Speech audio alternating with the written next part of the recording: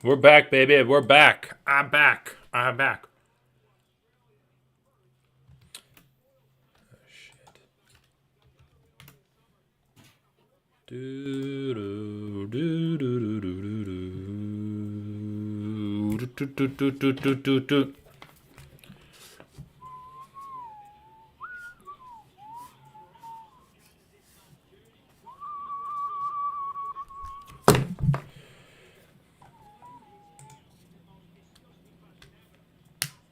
Nah.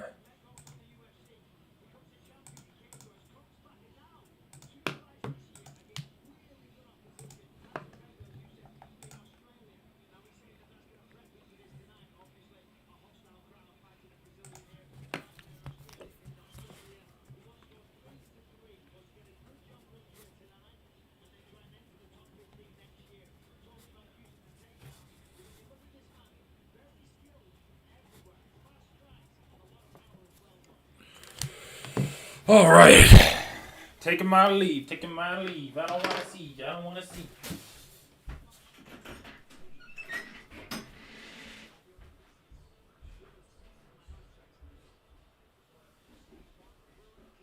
So, how are those cookies?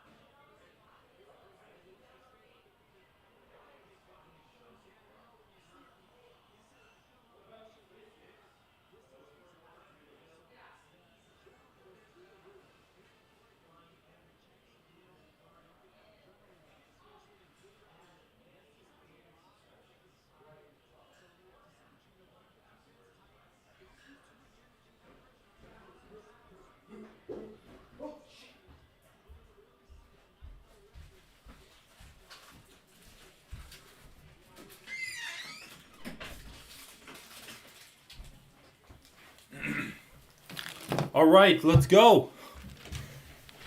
Let's go. Modestas, Bukauskas.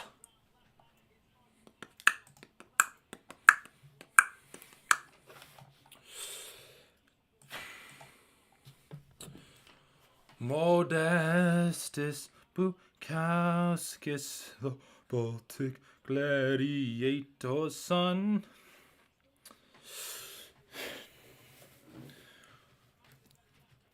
I'm rooting for the Bode. Although he really gassed out against Tyson Pedro. The Tyson. Should be a good one though. Vítor Petrino's good, but he has cardio issues too. He went to decision against the pleasure man, Anton Turkali. And then he submitted some other fool in the third round. 26-29. Half-inch reach advantage for the mode. Inch height advantage.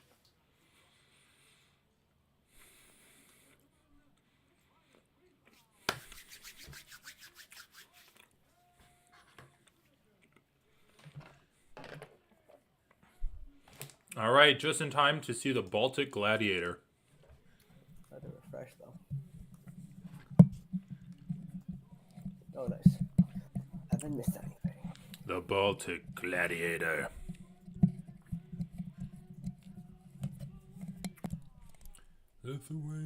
Lithuania. Is Lithuania even in the Baltics?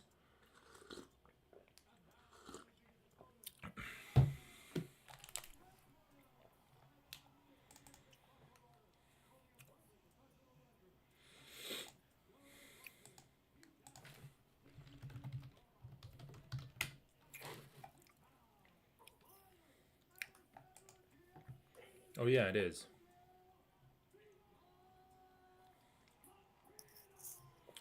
Oh yeah, those are the Baltics. Estonia, Latvia, Lithuania.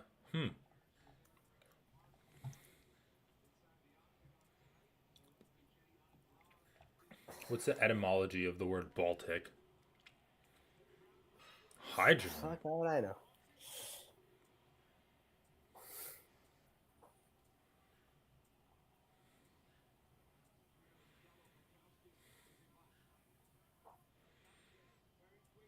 Interesting. Apparently, the European root bel, meaning white or fair, grew and was named the Baltic Sea, and then the Baltic Sea was the Baltics. All right, I'm rooting for the mode. This is what I have: Modestas, Bukauskas winning, and this fight going over 2.5 rounds. I think 2 out of 3, or Modestas' last 2 fights both went the distance, and Vítor Petrino's last fight he got a submission in round 3. And the fight before that, it went the distance. So I feel like it will go over 2.5. I'm rooting for mode. I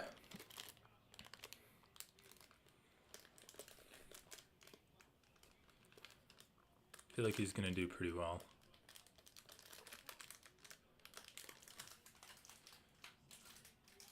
Fuck.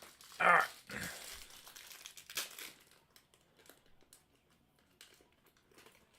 Kick the leg. Nice, nice, nice.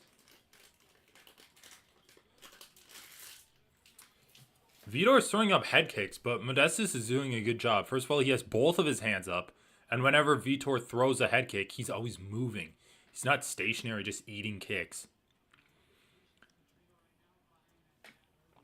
Which I think is just like the correct way to deal with head kicks. Just go like this and then move away from the kick. You don't go like, ugh, like lead into it.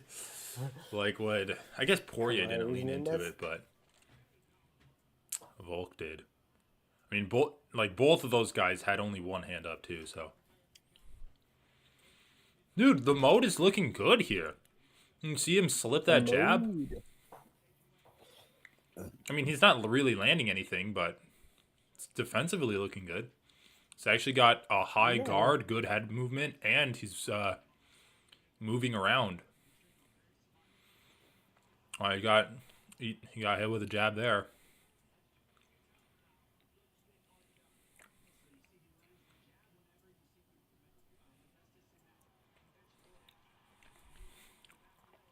Good get up.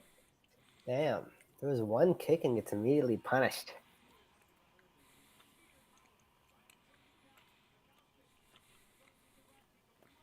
Oh. Illegal move in jiu-jitsu. Apparently you can't slam people like that.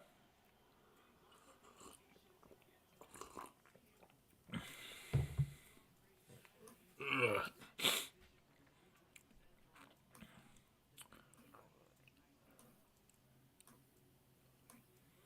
I mean, the mode's got to stand up right now if he wants to win. All right, there he goes. Pushes his legs, butterfly guard. Nicely done. He was almost up.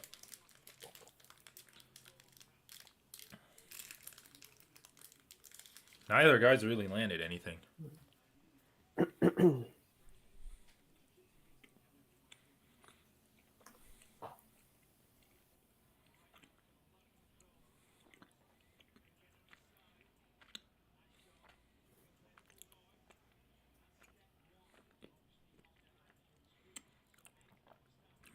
Like, I might be biased right now, but I do feel like if you're going to stand up any fight, stand up this fight. Like, the guy hasn't thrown a punch in the last minute and a half.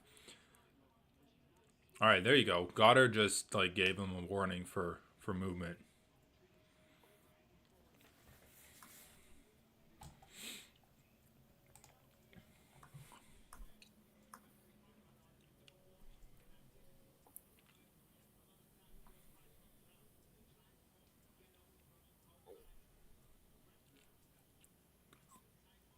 Dude, I actually have no respect for people that sit in closed guard and don't even really, like, try to throw punches. Well, yeah, but I guess they're just waiting for the guy on bottom to loosen their grip on them. I know, but still, like, you should be forcing the action. Why are you letting the person beneath you hold you like that? Because they're just using energy. It's just gassing them out until they I move. mean, neither guy's. I guess the bottom guy is, like, clenching him Yeah, the tight. guy's definitely like clinching tight, and he's holding his weight and stuff. It's definitely just tiring. Well, yeah, having someone, like, sitting on you does suck. But also, like, closed guard is probably the best position to be on the bottom in terms of weight distribution. I agree. But still, like, actually put an exclamation point on the round.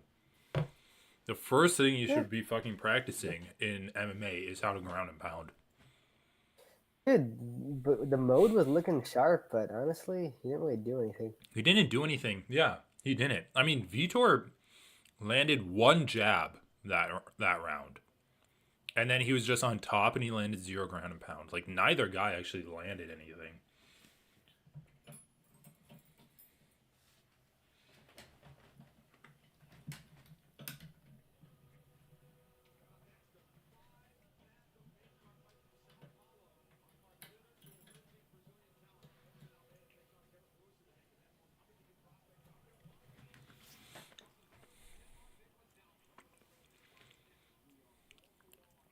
All right, another 5 minutes. Let's go.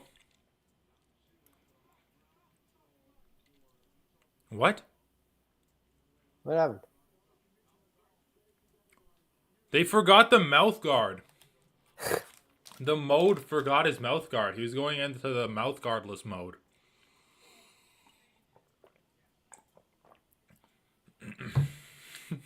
Goddard's like, get it together.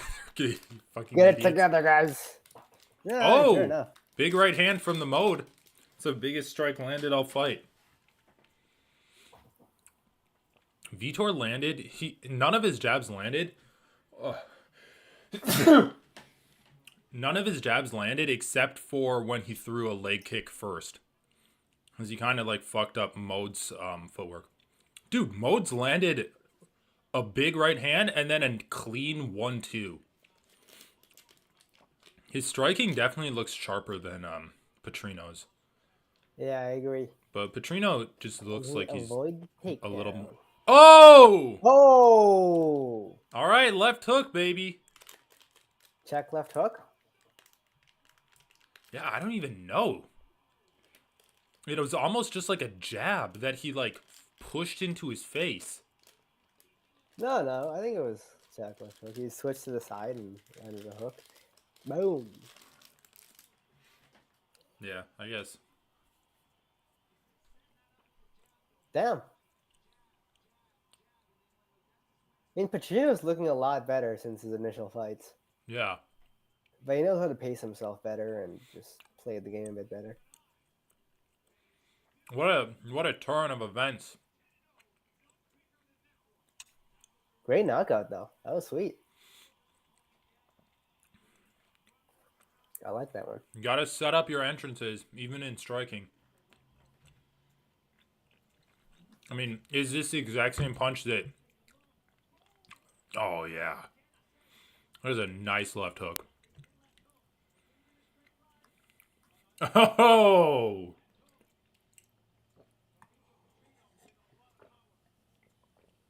Good stoppage, too. Yeah, I like this stop. I mean, he was out when he fell. When you fall like that, you want to stop the Yeah, fight. he was completely out when he fell.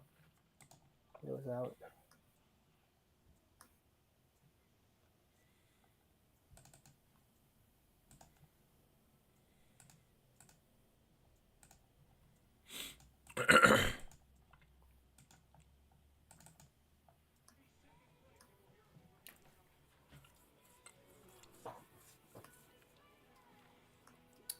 Momentum for Petrino. Momentum for Petrino.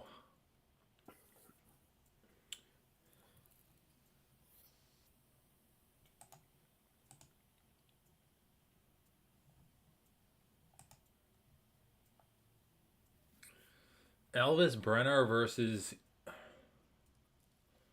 Kanan Khevki. Who even are these people? Elvis Brener. What is his record? He's fighting out of Sao Paulo. Oh, fuck. Is my computer fucking up again? Computer. Tapology's not opening. Look it up on my phone.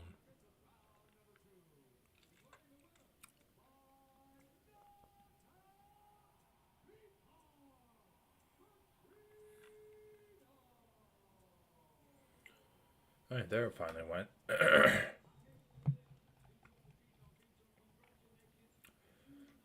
Elvis Brener's the guy that just knocked out Guram Katuteladze. Oh, shit. I think I missed that fight, actually. Nah, dude, you watched it. I remember. I did? Yeah, remember Guram was fucking him up, and then in the third round, he just kind of went off and, like, knocked Guram down. Just, like, knocked him out. He also beat Zubaira Tuhugov. Now he's fighting Kanan Khrushchevsky. I'm assuming this guy's Polish. Dude, that's a crazy left hook. Like, it looked like that was like 90% power from his arm. Like, this left hook, it's just like... Let's see. Yeah. I don't know. Probably had some torque in there from his hips when he was moving like that.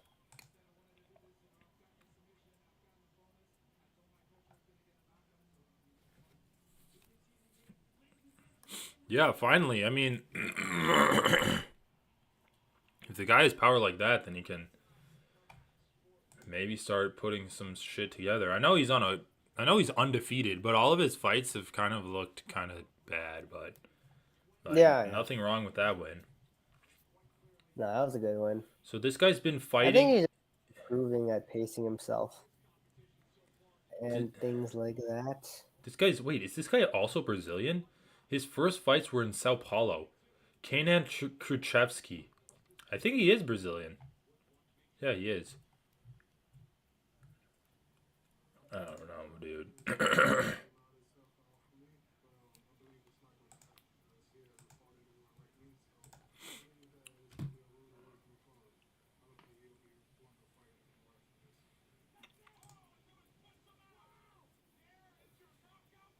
Jailton versus Derrick. Jailton's gonna wreck Derrick Lewis. Yeah, I know. Close.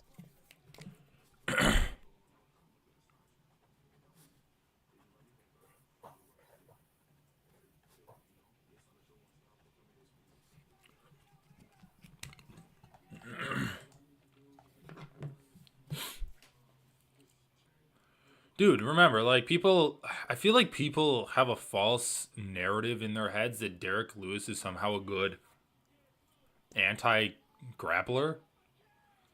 Because he beat... from the Curtis Blades fight? Because he beat Curtis Blades and Alexei Olenek. But, like, we also need to remember, Curtis Blades decided to strike with Derrick Lewis for no reason. Alexei Olenek had him down. He got knocked out on a takedown entrance. So that's what people say. But yeah, that's true. But I guess he was doing well on the striking. Derrick Lewis's strategy was actually just stupid. It was just that Curtis Blades was even stupider.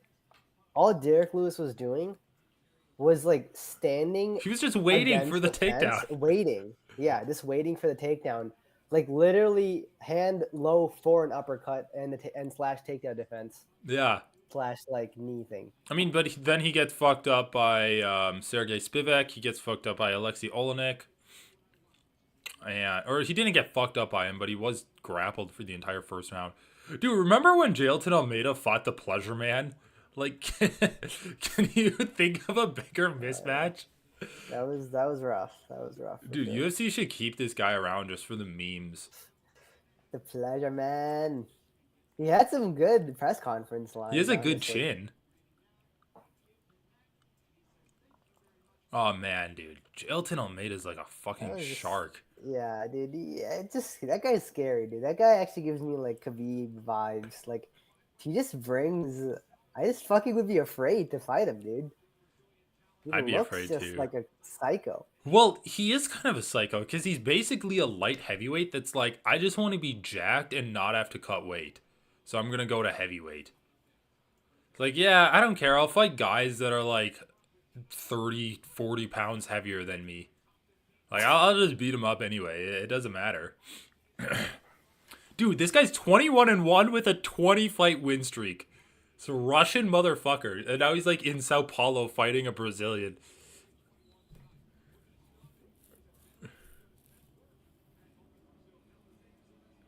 I do like how usually it's like benches in a locker room and there's like wooden lockers and shit, and then you go to Sao Paulo, Brazil, and it's like lawn chairs in a jail cell. And that's where they're warming up.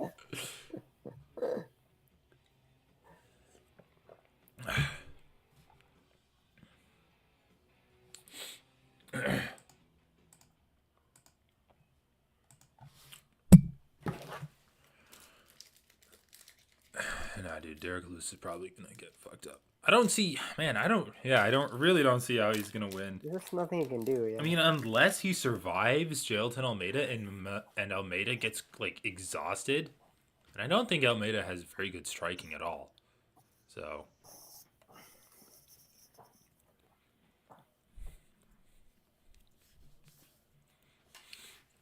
but it is crazy how fast people can climb the heavyweight rankings. Like, you went from fighting light heavyweight scrubs to heavyweight scrubs to then Rosenstrike, Lewis, and now people are like, all right, he's title worthy. Like, let's give him a title fight.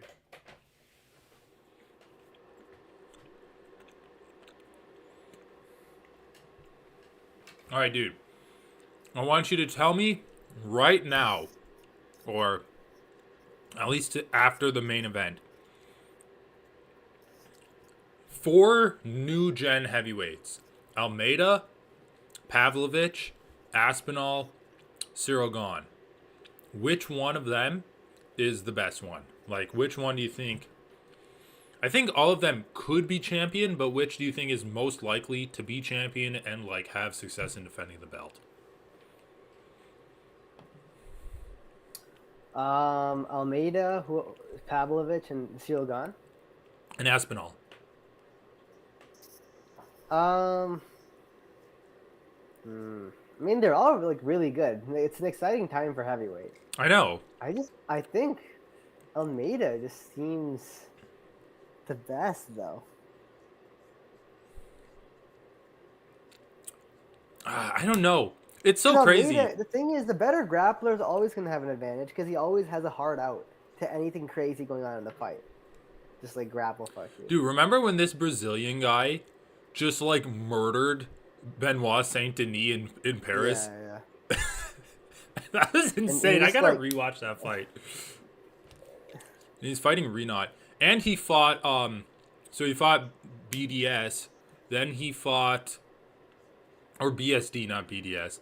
And then he fought Abubakar Nurmagomedov, or Magomedov, the guy that is in Habib's camp, and he beat him. Oh, that guy. Nice, all right. So he's on a good little win streak. What happened to the Elvis Brener fight? Is that not next? No, this fight's next. The Elvis Brenner's after them. This one. Oh. This fight's so much better than the Brener one. Yeah.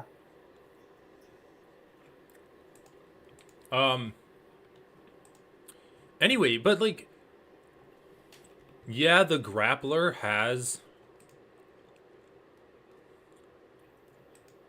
The grappler has, like, an innate advantage.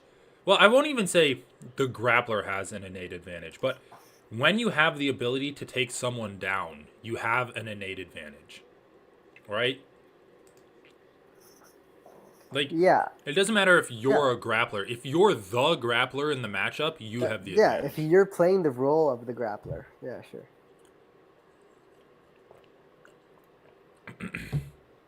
But, Bible verse tattooed on the shoulder. dude, I Wait, just what is think that one? John 11:16. I want to look John it up 11:16. I think he's When you said Bible verse, Bible. I'm so dumb because when you said Bible verse tattooed on his shoulder, I'm like, are you talking about like the Spider Verse? Like, is it a universe of Bibles on his shoulder? Like, is this some kind of like website where it's like a bunch of Bibles that you can go through?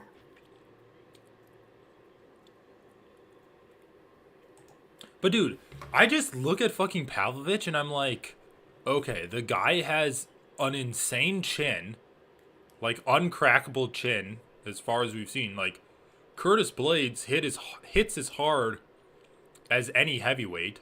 Maybe not like the hardest, but he's a pretty good measure of heavyweight power. And that Pavlovich just took his best shots and kept walking forward.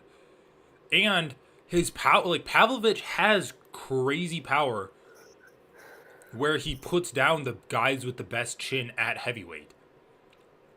And like Curtis Blades wasn't even close to getting him down, so Yeah. I'm like right now I'm leaning towards Pavlovich as my answer to who's just coming out on top.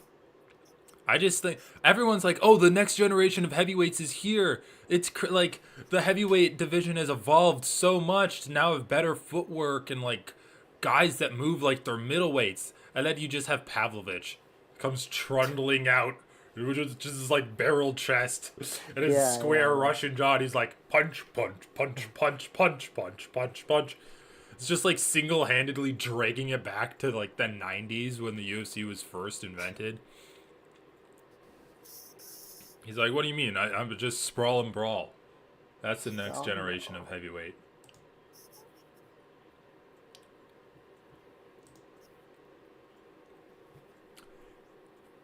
Renat Fakhretdinov definitely looks like a little. He looks like an Asian Russian. You know what I mean? Yeah. Like one of the Kazakhs. Also, I guess his name is kind of Asian too. He probably is closer to that region. Yeah.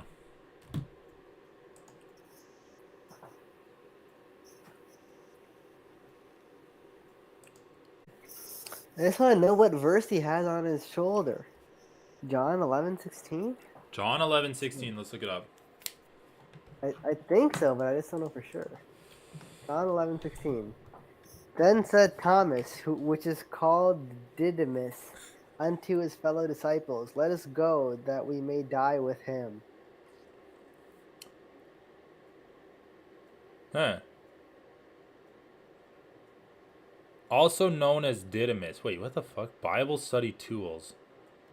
So let us go die with him. So like, I guess I'm gonna die with Jesus. And that's pretty metal as far as Bible verses go. Yeah.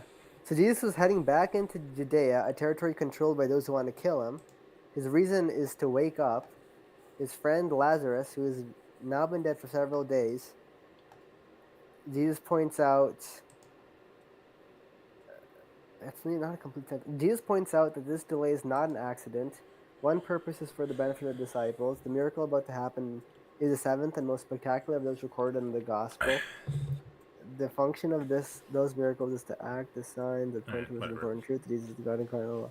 Renat's nickname should be Pontius Pilate for this matchup. It's like, oh, you're a follower of Jesus? Well, I'm the guy that crucified him. Brings out a cross. Basically, they're just following Jesus into a territory where everyone wants to kill Jesus. Okay, that's cool. Yeah. I mean, not super fitting for a home fight, but Yeah, it's The not. the meaning is there. Anyway, nice little hug at the beginning of the fight. Holy shit, dude! Renat's a fucker. Renat is a motherfucker. I don't know if you're a little Oh, behind me, but okay, yeah, I was definitely behind you. that guy's Yeah, no, hands he is a are just motherfucker. like I think they're like diamonds, dude. They're like diamonds I on rubber know. bands, and he just They didn't even snaps them look at that you. hard. Then Yeah, boom, the exactly. time just goes to the ground. Knocked down 3 consecutive opponents. I know he like 10-7 Brian Battle. He just brutalized him. Like he elbowed his face into the canvas until he was like sloppy Joe spread out across the monster ad. It's like OnlyFans, and it's a picture of Brian Battle's like brutalized face, just covering the OnlyFans poster on the canvas. Well, That is some great ground and pound too. I mean, yeah, Dos Santos is doing what he needs to, holding on. Okay, what do you do here when you're like trying to finish your opponent? If you had the MMA skills to fight in a fight, do you do what he's doing? He's like letting him up a little bit, taking his back. Because I always wonder, what if you try to get into a cycle where you just like give them a little bit of space, when they try to stand up, you just like crush them again. I don't know if that would work, but I guess that's kind of what he's doing here. The guy just turned his back. He's probably just going to take him down here.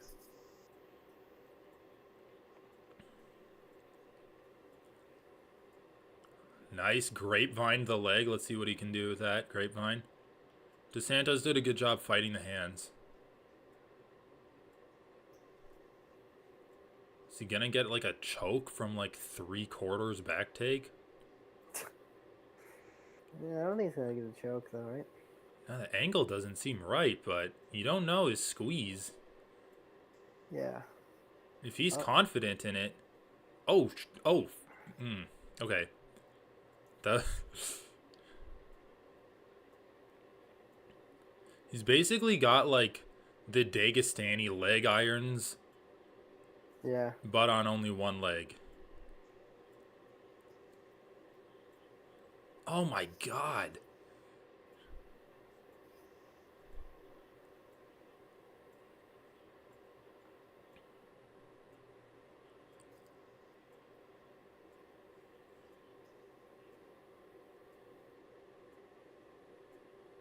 Ugh.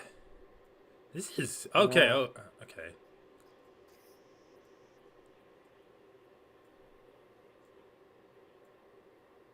All right. Did you get to the part where they stood up? Yeah, they got up. I don't know if that knee from the Santos landed. 39 significant strikes for Renat? Like, Yeah, dude, he was landing some great ground and pound. no, but I thought they didn't count Sure. ground strikes in significant strikes. No, they did. Yeah, I've definitely seen like yeah. Whatever. I don't know what the. Apparently, fuck is- Volkanovski landed like 4 significant strikes on Islam.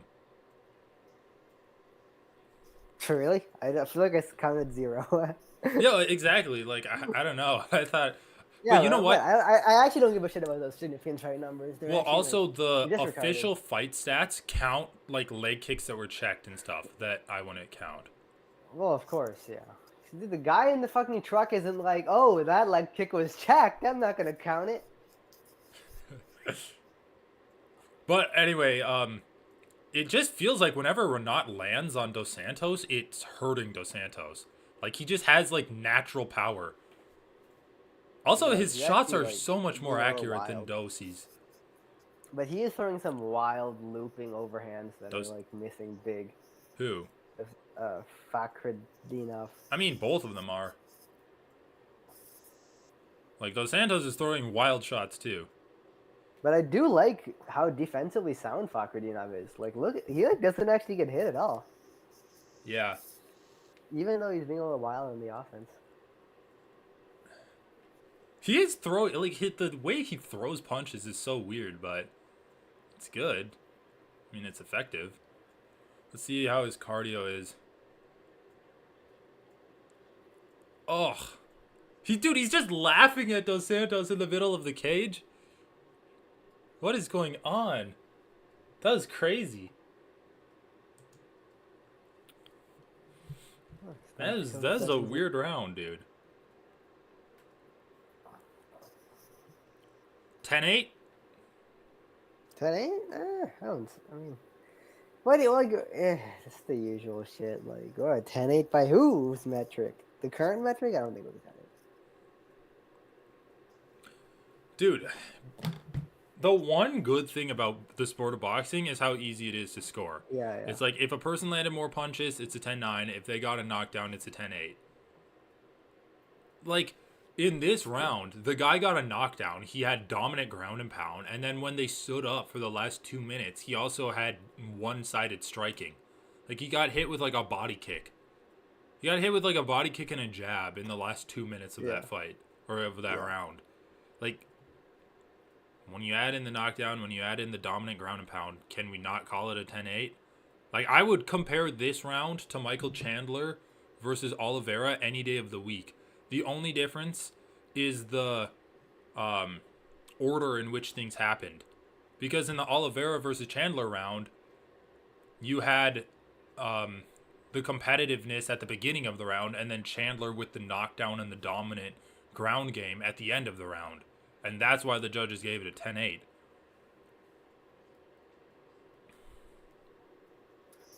All right. Fakadinov. Fuck.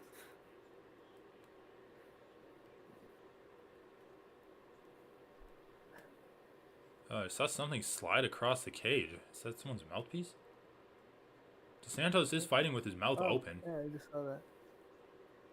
Dude, he keeps going like this. Do you see Renat go like this? Like he's gonna do like a backhand? He's like this. Yeah, he does actually Oh man, that's a heavy jab. This is a crazy fight. Oh shit, that landed. Did Renat and one to be more disciplined? Come on.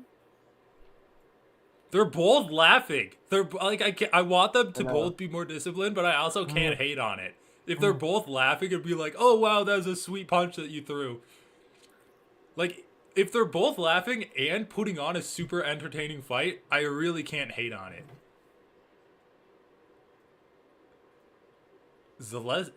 Holy shit, dude. It looks like he actually I don't know, is Renat's nose bleeding or is it just like red from getting jabbed? Dude, what the fuck is Renat doing? The combinations are insane. He like does a 1-2, ducks under a haymaker, I know, comes up, and then does like this. Windmills back. It's crazy. Who's the ref? I feel bad for this ref. He's like hopping around all over the place. The leg kicks from Dos Santos is like the one strike that's actually landing for him. I don't... Like, there's still 8 minutes of the fight left, so it's a good strategy and it could pay off. But in order to actually make it pay off, you're probably going to have to do more than just throw leg kicks.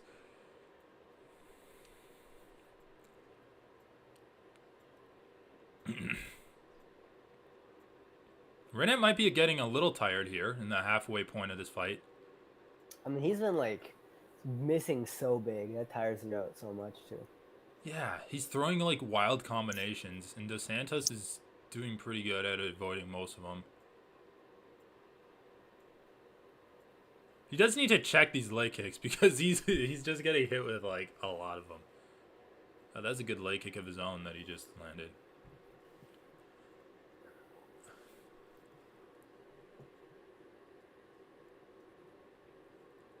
I mean, Dos Santos is throwing huge leg kicks too. I mean, huge misses too. 54-12, 26-19.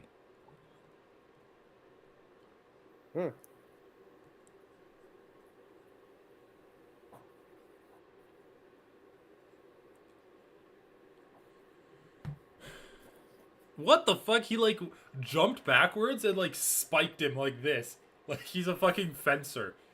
Oh yeah, I don't know. A couple seconds ahead of me. I just saw it. Yeah. Like jumped back. He's like back. All right, there you go. Yeah, I mean this is smart. Oh my god, why would the crowd be booing this? Are they booing? I thought we're in Brazil. I thought they like grappling. They like Brazilians winning. That's what they like. Yeah, no, that's fair. Dude, he's stepping on his calf. That's just disrespectful. I know. It looks like it hurts. Like his foot's getting like I know. bent back so much. Ouch. It actually looks like it hurts so bad. Come on, God position. Let's utilize it, baby.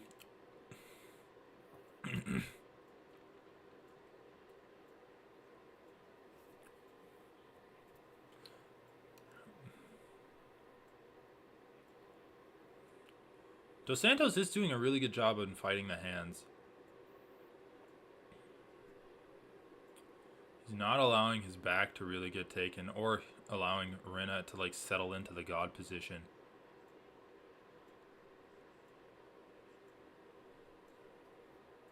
Oh, nice little shot on the exit though. Yeah. Yeah, it was a good like clinch break shot. Napoleon? Is that a movie that's coming out? Dude, I feel like these guys are gonna like star in a buddy cop movie. Renat and Aleski going through the town. Renat always stops like a second early, and then he like smiles. And then Petrino's like, "All right, fine." Dude, is that Petrino? Oh yeah, what's this guy's name? It's like Elvis Dos Santos. Oh yeah, Dos Santos. Yeah. Petrino's the last guy. Come on, dude. Just like guess. Half the people in Brazil are called Dos Santos. Dos Santos, yeah. Tres Santos. I was about to say Petrovsky, and I was like, no, that's too Russian. No, Petrovsky is fighting on this card. Oh. Wait, no, he's not. It's Armin Petrosian.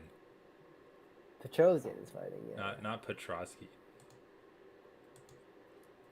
Unless his fight fell out. Oh no, oh yeah, dude. Armin Petrosian, do you remember that guy? Yeah, I love Armin Petrosian. He's like the Armenian kickboxer guy. He's fighting Rodolfo Vieira. Or Hodolfo. Oh, they hug each other. You love to see it. Love seeing sweaty, buff men wearing only their underwear, hugging. Especially when everyone's watching. That just makes it kinkier. Dude, this is a crazy fucking fight. Spinning back fist attempt from the Dos.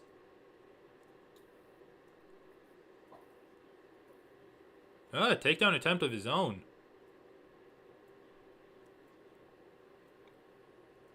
Oh, great defense. Unleash the beast. The old Fakret. From the Fak. Dinov is definitely getting tired in this round. Yeah. He hasn't checked a single low kick either, by the way. He hasn't. Dude, Russians don't check leg kicks well. But, you know what I have noticed? The best Russians learn how to check them. Like, Magomed Ankalaev got fucked by Jan Blachowicz' leg kicks in their fight. And that, like, caused him to basically lose a belt. He learned how to check them. And when Johnny Walker landed a good leg kick, he made sure Johnny Walker didn't land any other good leg kicks on him. In fact, like, Johnny Walker landed a good leg kick on Ankalaev, and I'm like, oh shit. And then he throws another leg kick, and Ankalaev, like, checks it hard. And it actually fucked up Johnny Walker, and he didn't throw any leg kicks after that. Also, Islam checked all of Alex Volkanovski's leg kicks in their rematch. When that was, like, the best strike, in my opinion, that Alex was landing on Islam in their first fight. Yeah. Yeah, he came prepared. Dude, Renat's fighting like a fucking caveman. He's literally going like, ugh. Like he's trying to sword fight. The vertical strike is... The vertical hammer fist, standing hammer fist is, I don't know. I mean, the guy still hits hard, I'm sure, but he's tired as fuck. His legs are beaten up. He's definitely getting kind of beat up this round, yeah.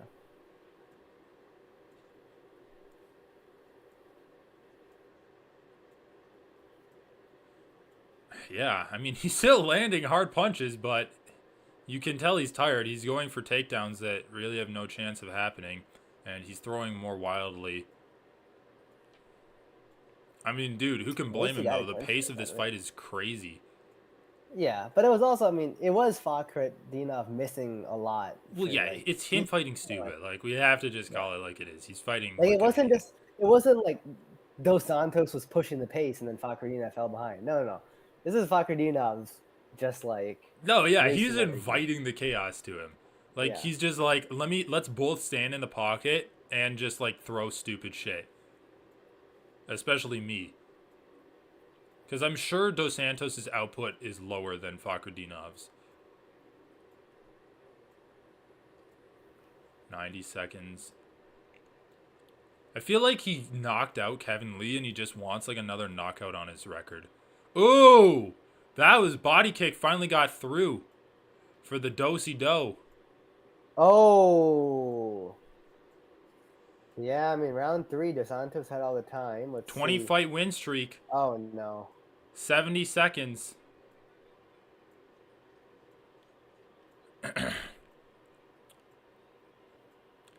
He's still alive a little bit. 57 seconds. I can't believe the ref isn't stopping it. Yeah. Oh. Turtle? No, I mean, he's actually just like taking. I mean, the ref should stop it, though. Like, that's just bullshit. Dude, referees have horrible criteria for stoppages. Like, nothing is ever consistent. He actually is taking like a million unanswered strikes. Like, he's not even in the fight anymore. Dude, what the fuck? He's just chilling in this choke attempt. I guess he's, like, confident in his choking defense.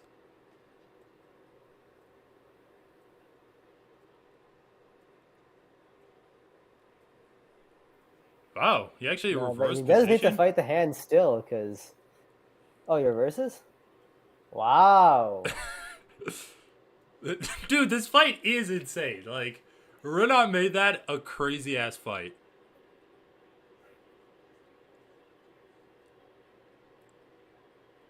I think it's a draw. 10-9, 10-9, 8-10.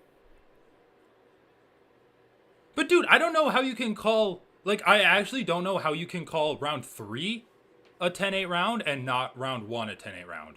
Because round 3, he was actually just, like, straight up... He was done. Like, the ref just didn't stop Okay, it. but, dude, like, the same stuff happened for the... No, dude. No, round actually one, did. At least... Dropped and ground and pounded. No. Round 3, Renat got finished. Round 1, his opponent did not get finished.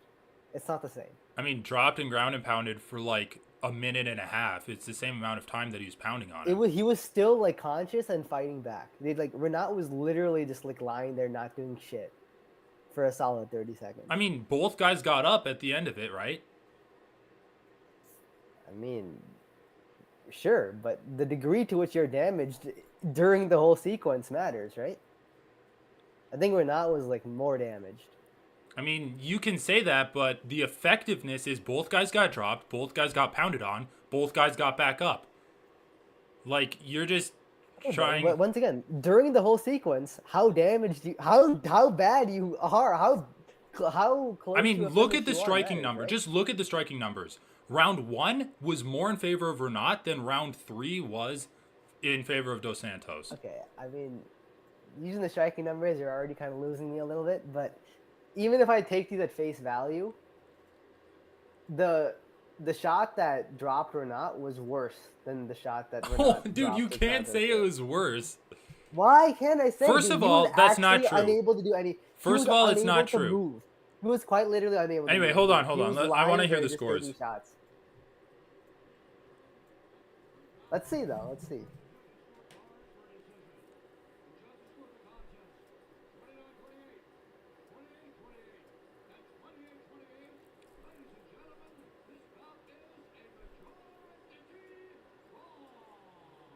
Well, I mean, good call. I disagree with that, though, but... I don't know. Well, look, it's one thing to say this is what I think is a 10-8. But given what the sport normally does, I think... No, round 1 was not a 10-8, but round 3 was. I'll tell you the one difference between those two rounds. Okay? Tell me. The one difference is that Renat was dropped at close to the end of the round, and Almeida Dos Santos was dropped at the beginning of the round. That's the one difference. And judges score things more impactfully when they happen at the end of the round. There was another difference though, which is that when Renat got dropped, he was like paralyzed on the ground for 30 seconds. It was much worse. It was much worse. I mean, I still don't think that's like a meaningful distinction because Dos Santos was on his back for like a good minute and a half eating punches. Sure, you can say he was like gripping Renat to try to like break his posture a little bit. But the other thing... There's a difference between fighting back and losing and being unable to fight back. No, Dos Santos wasn't fighting back. He was just laying on his back trying to defend himself, and so was Renat.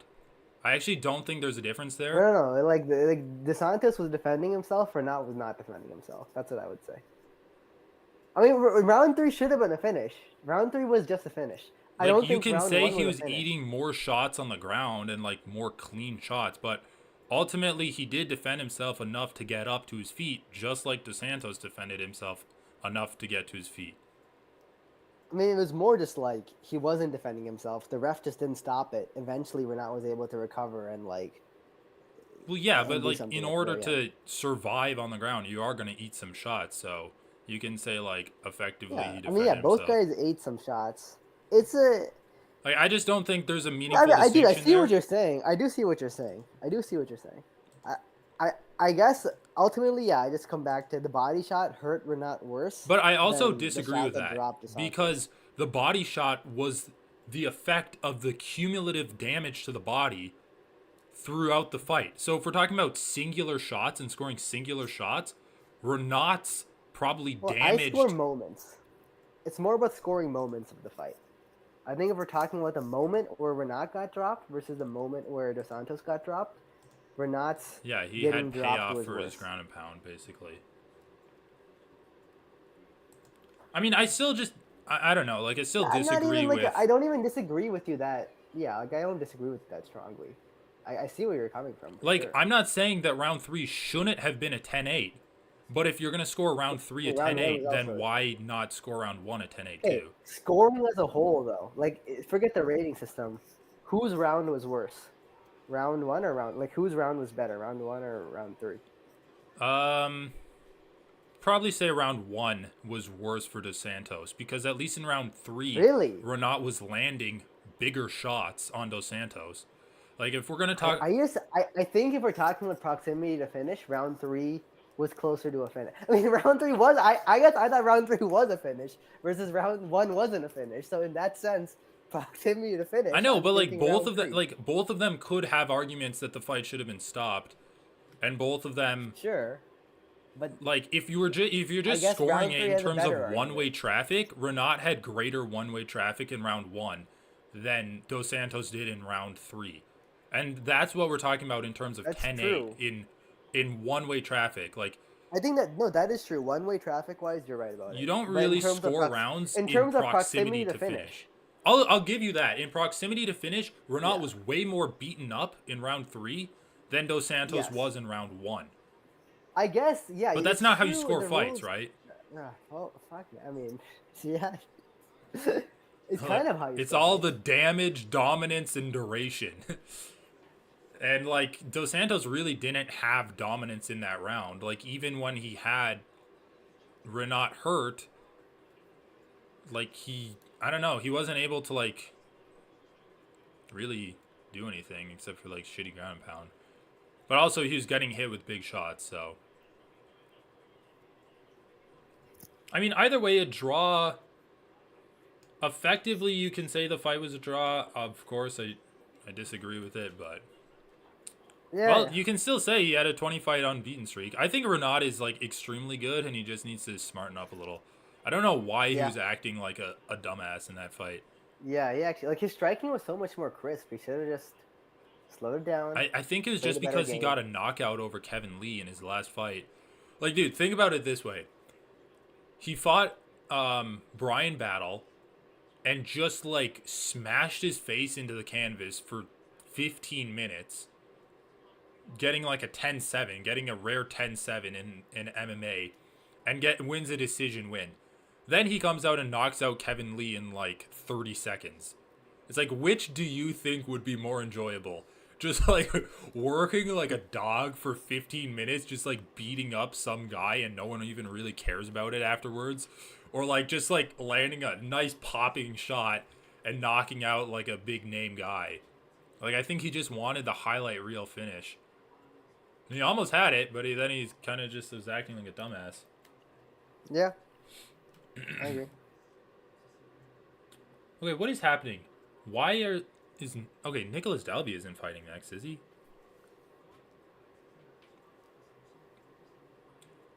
Nicholas Dalby has a wife and kid? He's Danish or something? I don't fucking know.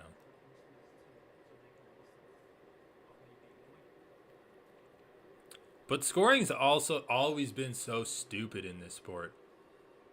Yeah, it's always been stupid. That's true.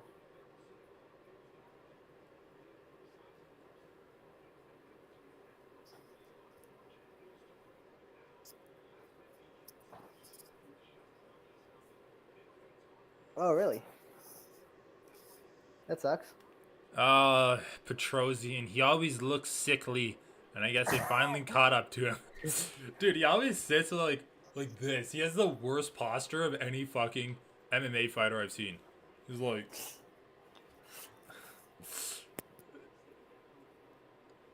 Like, if he wasn't a professional athlete, I'd assume that he's, like, been a fragile, bone-breaking nerd his entire life.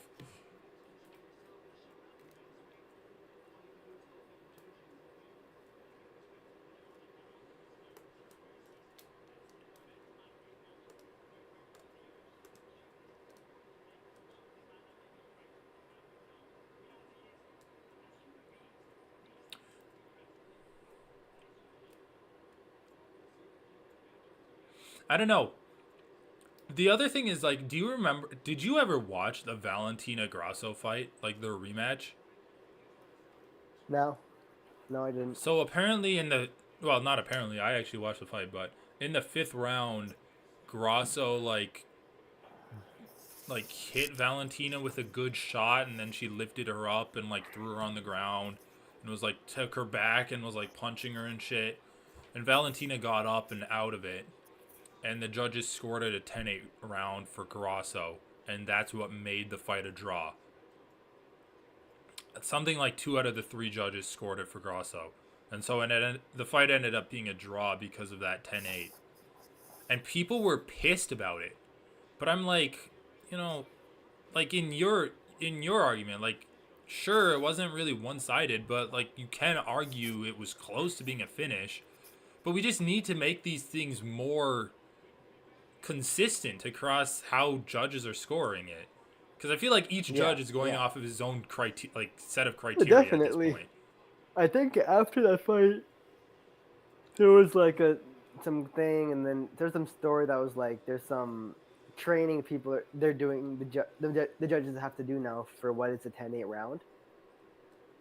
I mean, I don't think anyone knows, dude. No, I know. I'm saying there was some training about it. Yeah. But also, just like, I don't think we have to look any further than the fight we just watched. Like, that should be a clear... It's like, there are clear things that happened in the round. The striking was fairly close until one guy got dropped. Like, you can say that, I think it'd be fair to say Dos Santos was winning the striking, but, like, not enough to be a blowout of a 10-8 round. And then he drops the guy, so you have dropped... You have sustained ground and pound. You have a submission attempt. It's like, right. Do those 3 things add up to a 10-8 round? That should be a clear yes or no answer. That shouldn't be open to interpretation. And we still have 2 judges disagreeing with the 3rd judge. It's like, what the fuck is going on here, guys? Like, this should be obvious.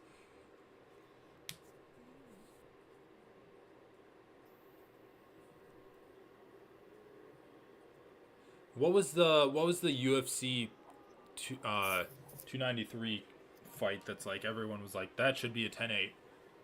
Oh, Khamzat versus Usman. People were even arguing if that was should have been a 10-8. It's like you have a clear case of just a guy doing one-sided grappling and attacking submission Well, after yeah. Look, submission. I would like that. I would like those types of rounds to be 10-8s. Yeah, When I it's would too, but one-sided. it's just like, why can't we agree on it? People, we should have, like, Yeah. they're celebrating the 30th And year of the it's sport. actually stupid because again, in Neon versus Izzy, they did count those rounds as 10-8s. Like where Really? it was not that much damage, but Jan was just controlling mounted Izzy. him? Yeah. No, it wasn't the last one, but I think no, yeah, I think it was the last round, right? Where he just had him mounted Dude, I for didn't know that. several minutes. Yeah, they count. Some of the judges gave that a 10-8. That's crazy. Hold on, now I need So to just look up these inconsistent. scorecards. Yeah, look it up. It's just inconsistent.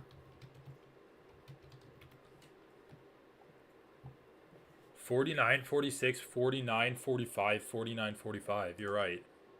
That's crazy, dude. Why would the fuck Yeah. would... But besides that, I don't know any example where they count those types of rounds as 10-8s. I mean, dominant grappling, all of the judges gave Khamzat a 10-8 over Usman. Oh, they did give him a 10-8. Yeah. I thought it was. No, all of the they gave him judges a did. I'm just 10-9. saying that, like, people were arguing against People were arguing about that. Yeah. Yeah. Abu Dhabi, dude. Biased. it. Yeah, I am biased, but you're biased too.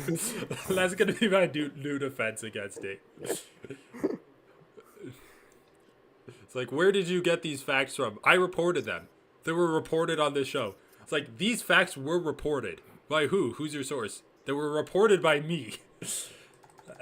That's my new thing.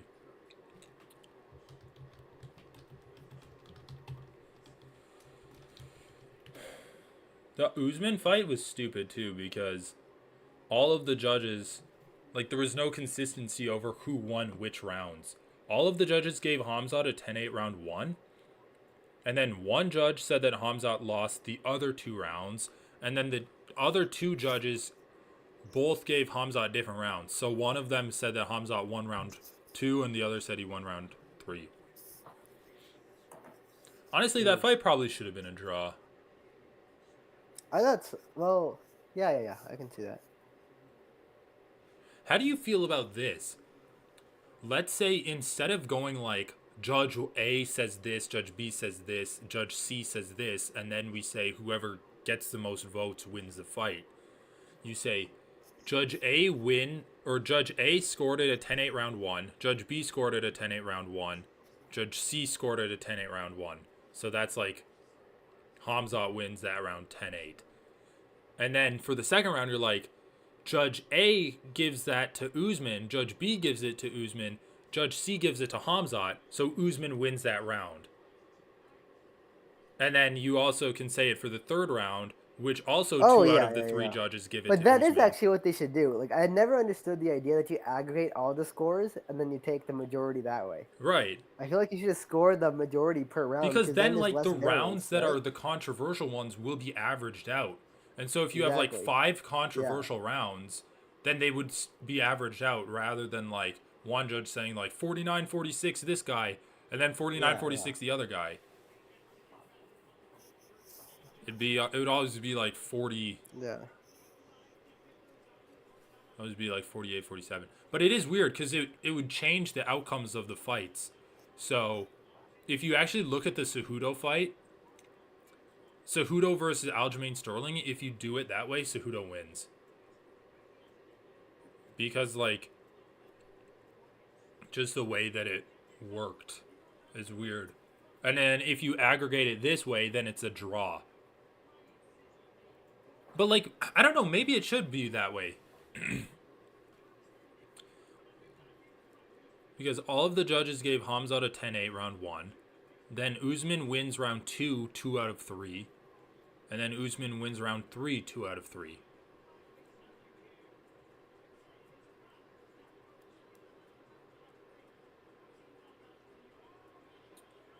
Oh my god. They're zooming in on his shorts? Okay, dude. Like, I expect this kind of shit from Bellator. Like, Dude, if Derrick Lewis wins, he just signed a new contract, so I don't know like if he's gonna retire or whatever. But if he knocks out Jailton Almeida in front of his home crowd, he should just strip naked. Just be like, ah, my asshole's hot. Just like rip off the underwear too. Asshole's hot. Just moon the crowd and then be like, I'm out of here, man.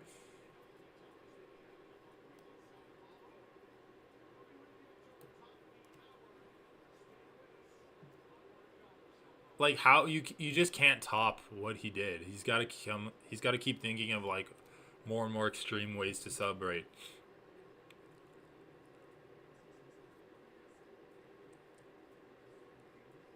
Dude, look at Jailton Almeida's nickname. It's Malhadinho. Malhadinho? Let me look it up. I think Malhadinho. I think it's something like Muscle Boy. Okay, so the Google Translate is not giving a little, which means little mojado. Okay, what does mojado mean? Piebald, black and white in patches. Well, that doesn't fit Jailton Almeida. Yeah, it means like tabby, pied.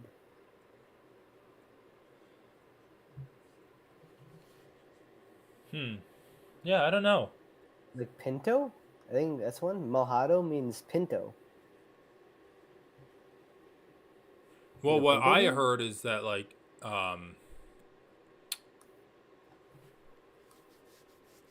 it's like something like muscle bound. I see modeled and I see heavy.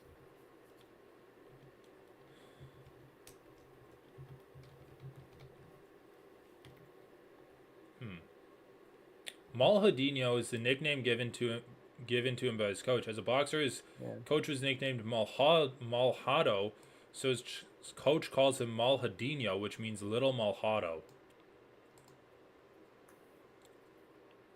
Junior made his... So, well, what does Malhado mean?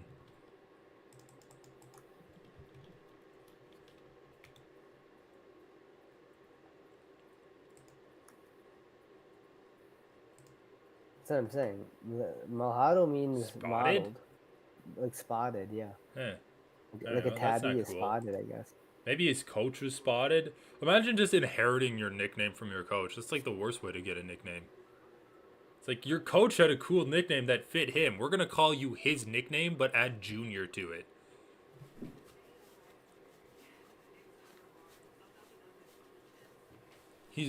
Why are we watching Derrick Lewis wax his body hair off? What the fuck? Don't tell me she's going to do it on his balls. She's going to wax his armpits? That sounds painful as hell. Rogue heavy. Why would you wax your armpit hair? Actually, what's the reason behind that? Like, there's no reason. Why would you wax your armpit hair? Dude, I think in middle school once I tried shaving my armpits just because I'm like, yeah, whatever. Like, I don't like armpit hair. And then it was so annoying. I'm like, okay, I quit halfway through and I never even No, dude, actually, it's actually retarded people, like, shave some parts of their body. Like, you have armpit hair because it stops you from chafing your armpits. That's the whole fucking point of your armpit hair. It's, like, designed to be there for a good reason. I know. I mean, if you're a woman, it's a different story. Like, get those puppies smooth. Get those pits smooth. No egalitarian body hair around on this channel. Well, okay, I'm looking at this Collins dictionary, and they're saying that it's heavy. Another meaning of it is heavy. Yeah, I saw that too. I don't know. But I think you kind of got to just like get it from an actual Portuguese speaker.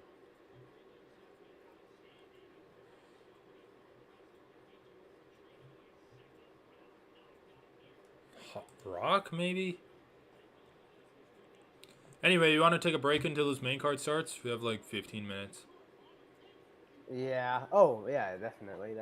All right, let's reconvene to see Dalby versus Brener, I think is Oh, that fight must have been bumped up to the main card because Petrosian fell off. Oh yeah, sure. Yeah. All right.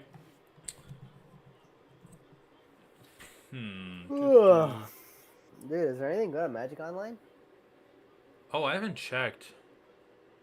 Probably just chill and like. There's. I was just looking up spoilers because wanted to try some. I wanted to try some like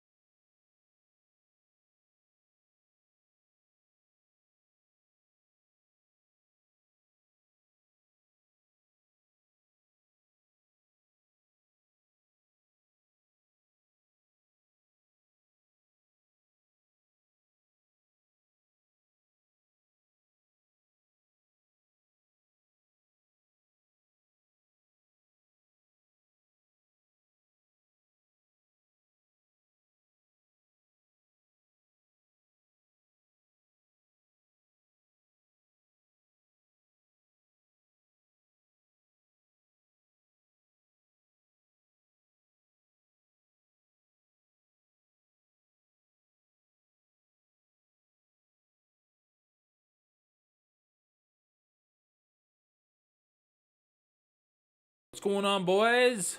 We're back. Well, at least I am. Oh, let me turn that on. Boom. Unpin that.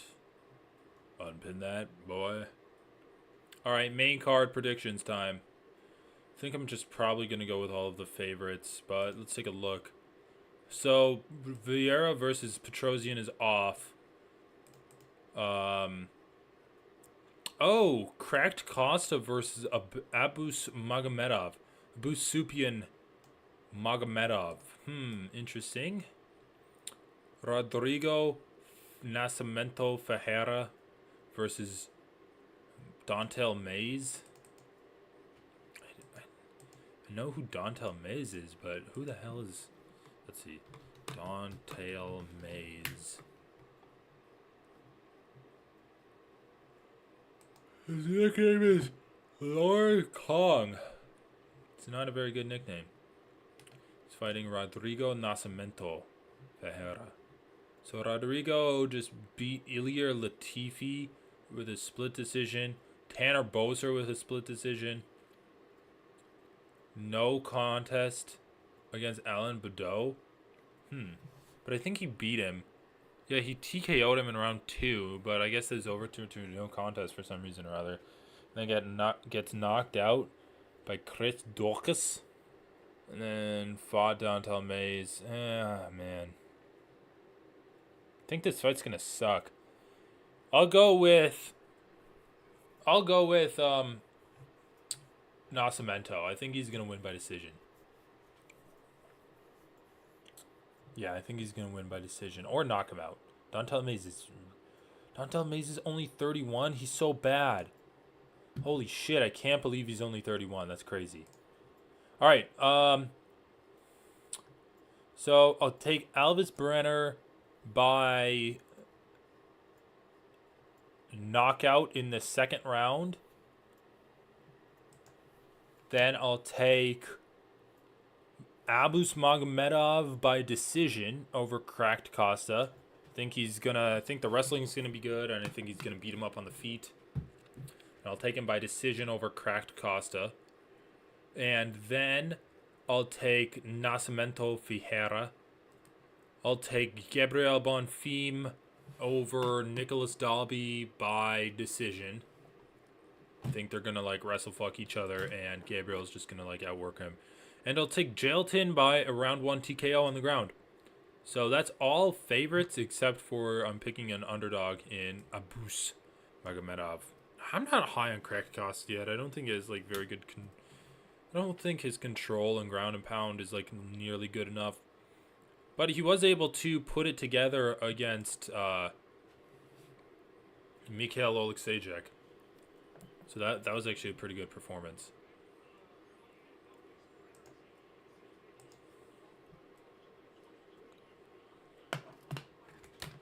Here, 1 second.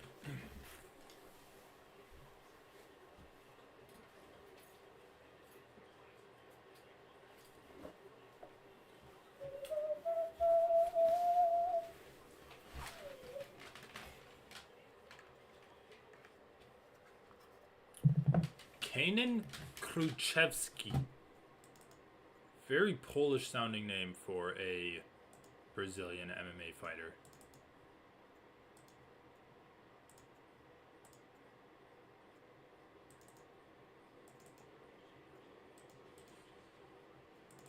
Elvis Brener just looks like a little gremlin, dude. Also, his hairline is failing him. I mean, I'm not one to talk, but I'm not there yet. Volkanovski. Alright. Is there anyone in chat? Future so bright. I gotta wear shades. The future's so bright. I gotta wear shades.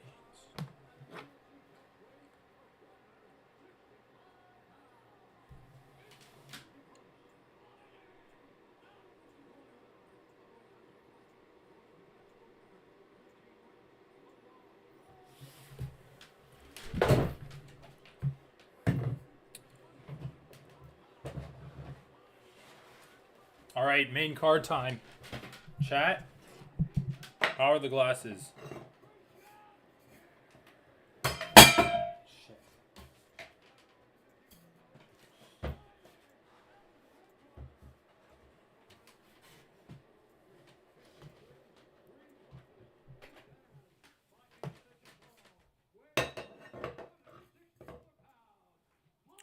164 pounds. This is a catch weight, I forgot.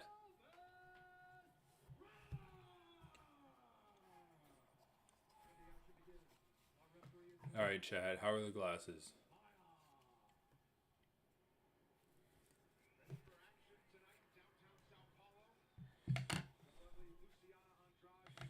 Luciana Andrade. Alright, let's go. Let's go. False start by the referee. Okay, just wanted to assert his dominance, I guess. Alright, alright, alright. Nice, nice. Good job. Good stuff.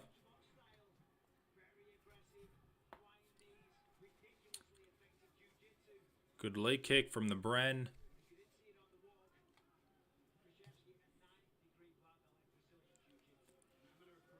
Holy shit. Khrushchevsky's a 9th degree black belt.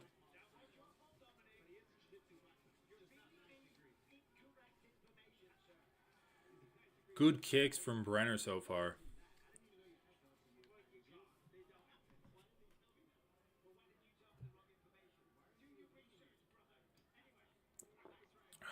Yeah, that was a good right hand from Brener.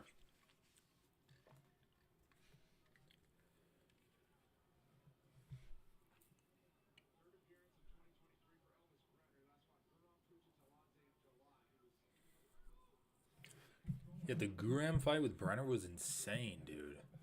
I had no faith in Brener in winning that.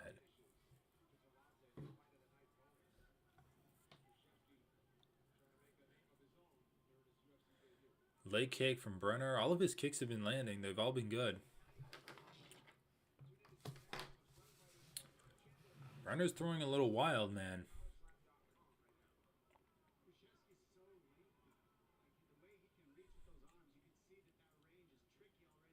Yeah, holy shit. Khrushchevsky looks like he outweighs him by like 15, 20 pounds. Little push kick from Brener there.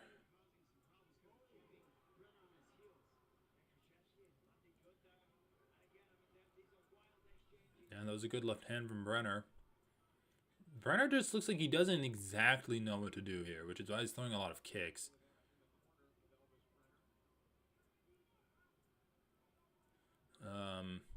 Both kind of just like waiting for their openings. Khrushchevsky's kind of the one pushing forward. But Brener's landed some good kicks. I'd say so far Brener's winning the round off those kicks. Khrushchevsky hasn't really done anything. Oh, big right hand into a left hook combination from Brener there. Oh, yeah, and those leg kicks are nasty from Brener. Another big right hand landed by him. He's able to explode into these long strikes that are just finding their mark. Khrushchevsky needs to start seeing those and moving his head and trying to counter them. But Elvis Brener is also doing a good job of landing kicks, so he's not really able to. Hey, what's up, Son Fitness? Brener's not really able to land, or he's not really letting Khrushchevsky like figure him out because he's throwing all of these kicks alongside like the big damaging power punches. Those are the ones that are really calling it. Chat, glasses, yay or nay? Yay or nay? Let me know what you think.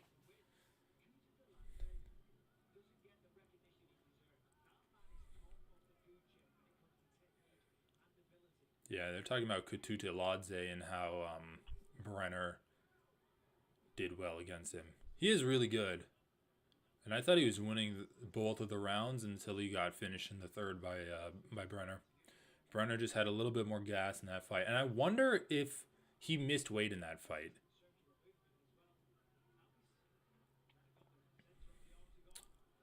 Good right hand from Khrushchevsky.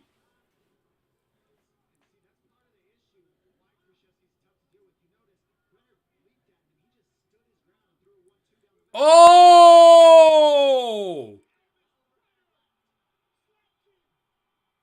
The same combination he'd been throwing the entire fight. And then he finally catches him with a big right hand. Oh my god, dude.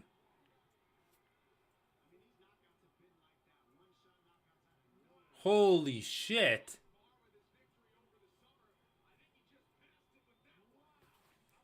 Damn. Way to put a exclamation point on your fight.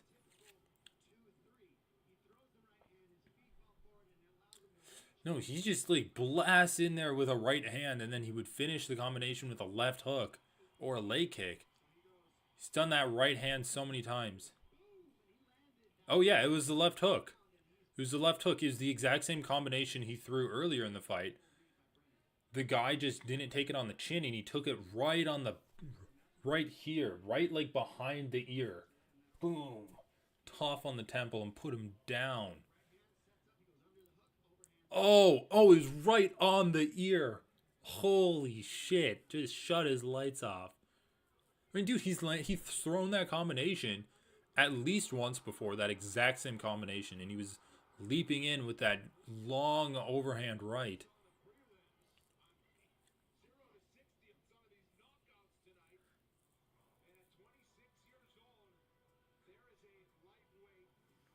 Yeah, Brener's looking good, man. Brener's looking really good. I mean, you can't hate on him. The guy, he's finished his last two opponents, and he's looked good doing it.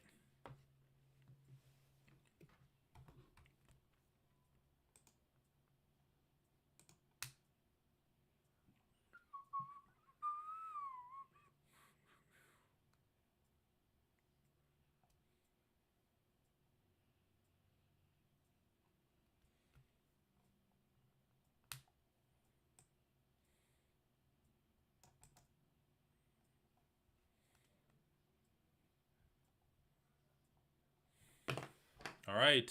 What's up?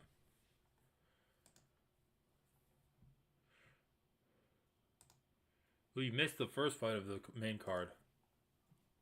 Seriously? Fuck. Dude, it's pretty good. It's pretty good. Alright. Fair enough. The guy just, like, kept throwing the same combination of, like, a leaping in right hand, and then he'd, like, exit with a left hook. So he'd, like, exit to his right and a left hook. Yeah. And, like, it landed, and the guy got, like, rocked, and he got stumbled back. And then with a minute left in round one, he threw the exact same thing and caught him right on the ear, and he put him out cold. Like, face down on the ground, just out. Wait, who won? Elvis Brener. It's the same guy that beat Guram Katudaladze. Yeah. The one point of caution, I guess I would say, is I think he missed weight in his last fight against Guram, and this was at a catchweight. So this was not lightweight. He weighed like 167.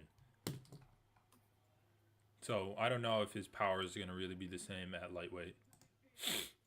Yeah, that's fair. How many rounds was it? This was at the end of round one that he got the knockout. Oh, okay.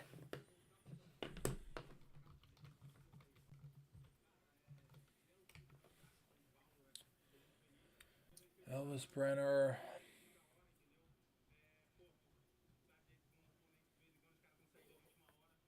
Guram Katudaladze. Oh yeah, that's Strickland versus Abus Magomedov.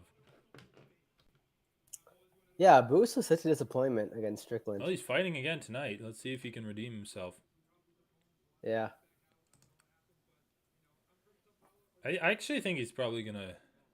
I'm picking him over Cracked Costa. Really? Dude, after last fight, I'm gonna pick Cracked Costa. Yeah, but the only advantage I think you can say he has over him is like his cardio. I mean, I haven't seen much of Abus actually. Yeah, exactly. He's only had 2 fights in the UFC. In his first fight, he knocked the guy out in like 10 seconds. In the second fight, he fought Sean Strickland and like Yeah, so basically then we threw don't know. everything I at guess him I'm in just those. saying we don't know what his wrestling is like. We don't know what his grappling is like. Like we'll see, right? Well, it's probably gonna be pretty good. He Why? got Because he's Sean, dude. He got Dagestani. Sean Strickland down to the ground. I think it's gonna be pretty good. Like, That's true, actually. That's true. That's true. I'll give you that.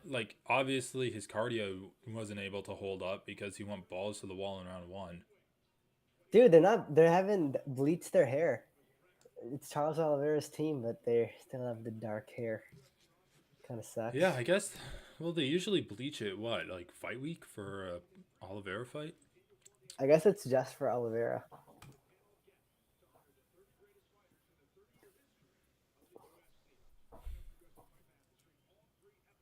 Well, the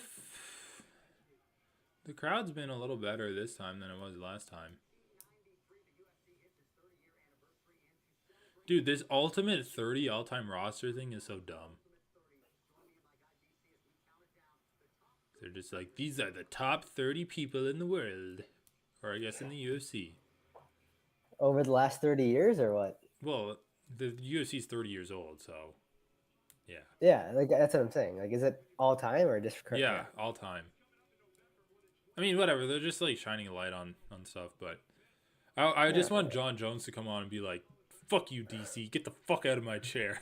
Like he just sits down, or he like does like makes DC get up, then pulls the chair out when he goes to sit back down. Just like classic bully shit.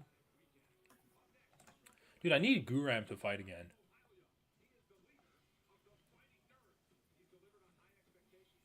What? He's the leader of the Fighting Nerves?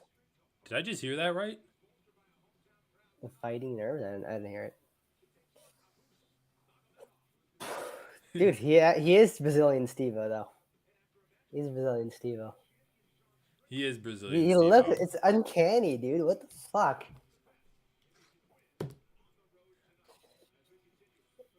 All right, the shadow boxing looks pretty shitty.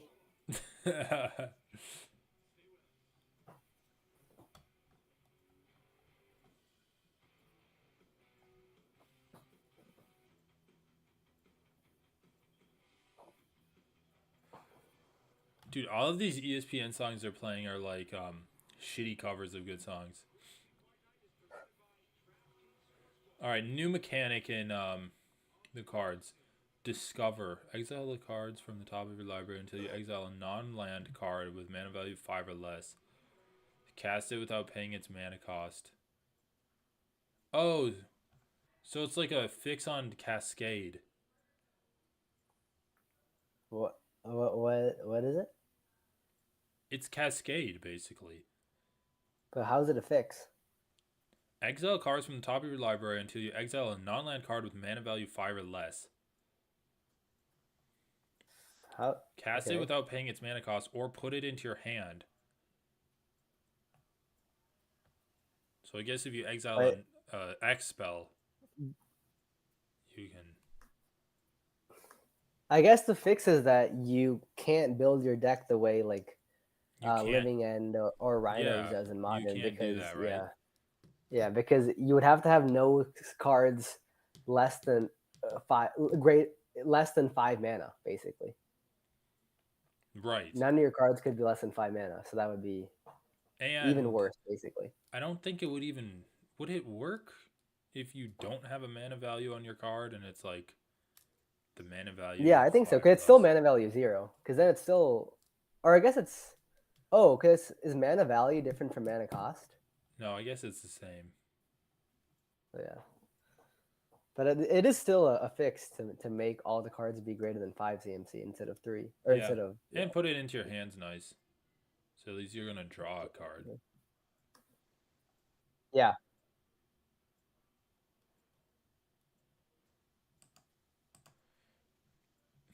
Anything else interesting?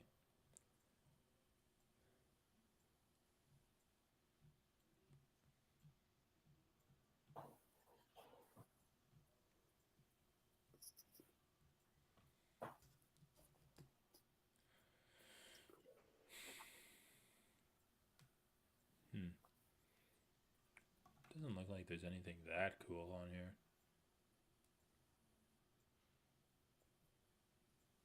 Ooh. Okay. Let me link you this card.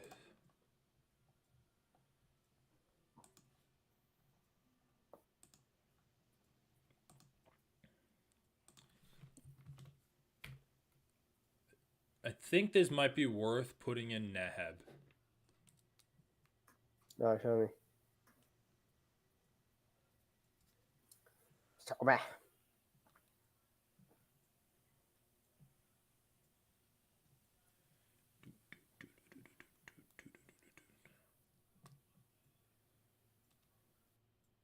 Let's go to card.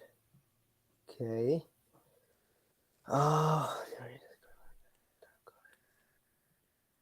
I mean, it's fine, right? Well, it essentially like gives you 2 cards that you can play every time you attack. Isn't that like really good?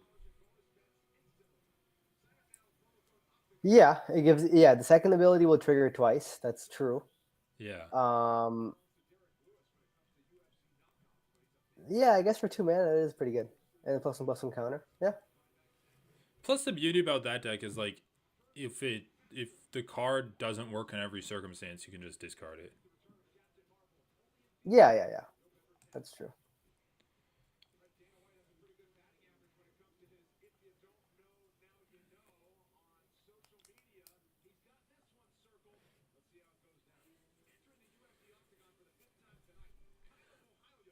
This is his if you don't know now you know fight. I don't think this fight's gonna be better than Renat versus Dos Santos.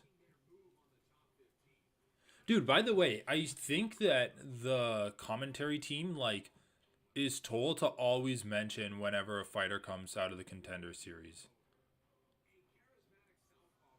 Like if you listened for it, you'll hear it. You'll hear them always talk about a fighter like coming from the contender series.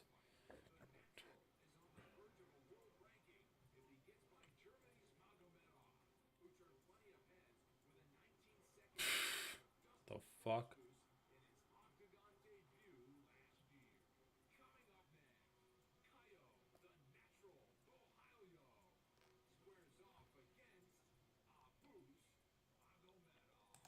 Dude, the natural is not a good nickname for the amount of tattoos that Caio Borralho has.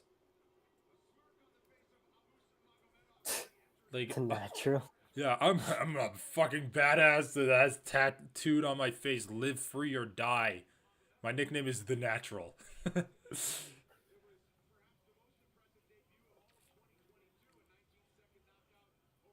Dude, his debut was insane.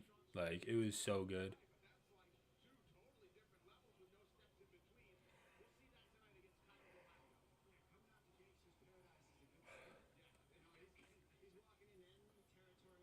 What the? What the fuck is this shit? Why would they make this?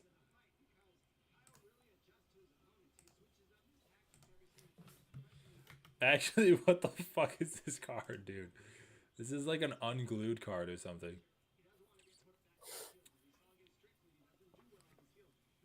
Let me see. The Millennium Calendar. Let me untap. Whatever.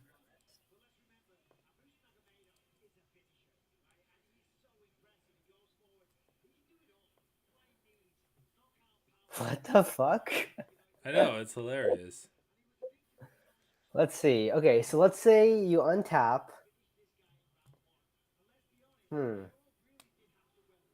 Because with untap effects, how good is this? How many times do we need to untap it Well, you to have to win? spend 2 mana every time. I know, but with untap effects and like So 1,000 divided by mana 2, 500 generation. divided by 2, 250, 125, and then like 62, 30. Wait, the square root of 1,000, 1,000. Oh, no, that's not the right. You have to do like 2 to the power of x to get to 1,000. Yeah. So it's just log base 2 Yeah, of 1,000, right? yeah. Which is what? The Be 9.96? So that's not really that great. But you can reasonably... So let's just say you, like, on turn 1 you play it. Like, I don't even know. Maybe, like, on turn 4 you want to play it. And then you untap with, like, 6 permanents. You untap 6 permanents. Well, because each time, but the thing with this calculation is each time you untap the Millennium calendar, you add a counter. So it's not just like doubling it; it's more than doubling it every time. That's true. Let's just say you have to do like 8 untaps. Yeah. Yeah, I mean it's still a lot, right? It's still a lot. But it is kind of a funny win con. Like I wonder if people can find ways to break it. There's definitely any ways to break it. But it's just like, why the fuck, like, dude, 1,000? Like, you're not even pretending like you're making this game for paper anymore. Yeah, I'm gonna put 1,000 counters on this card. You have to like write it on a post-it note, I guess. I guess. Yeah, I mean, obviously they designed it pretty safely. I think they designed it pretty safely. Yeah. It's cool though. I don't know, whatever. It is cool. So he has fight or die on his arm, written in Sharpie. And then, oh yeah, free spirit on his neck, on his throat. Alright, dude, I am kind of hyped for this fight. I think it's going to be good. It is pretty sweet. In Brazil, yeah, it's good. Abbas just looks like so... He looks like it's just annoying for him to be there. It's like, oh, fuck. I know, he looks like a vaguely bored and like... Yeah, he's like nonplussed. Just like, get me the fuck out of here. Let's just do this shit so I can go back to Germany. Eat my brats.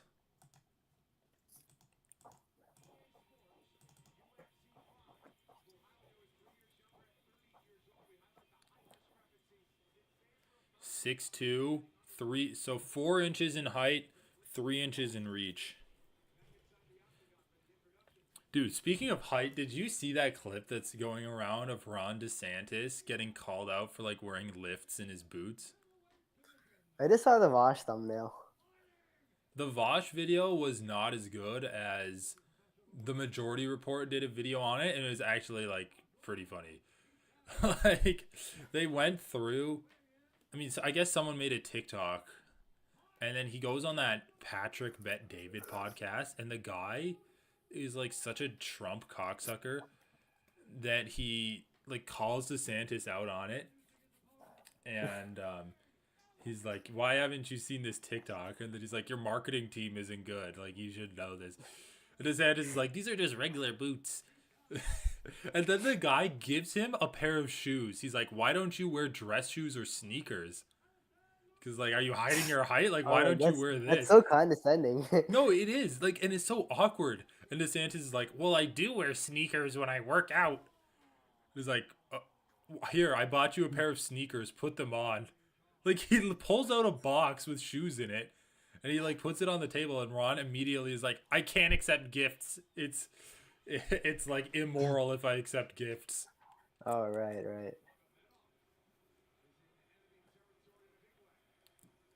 All right. Ooh, by More. But anyway, it was fun. It was funny because the guy's like, "You have a bad marketing team." He's like, your book bombed and it didn't do well." And DeSantis is like, "It was top selling it for 2 weeks in the country. How do you say that's a bomb?" And he's like, 2 weeks isn't a very long time. He's just like actively shitting on DeSantis to his face because he's like a Trump sycophant. And then Sam Cedar's like, this guy is the king of saying, like, "You're a great guy. I like you. But your marketing team is just so shitty." It's like, you are not, like, I wish that the way you were marketed matched how great a guy I know you are. But it's not, because you're marketed horribly. So it's just like the way of, it's like what we were talking about with like the effective message versus, but he can always retreat back to like, "No, I'm saying I like him. He just has a horrible marketing team and he's ugly and his boots are shitty, but like, he's a great guy." Like, I just thought that's hilarious. Anyway, so let's watch this fight. I thought that Abbas was going to be taller looking than he is. I don't know if it's because his neck is like always bent, but it says he's 4 inches taller than him. 5'10" to 6'2". Really? Yeah, that should be a bigger I mean, he difference is for sure. taller, but doesn't not look like a 4-inch advantage.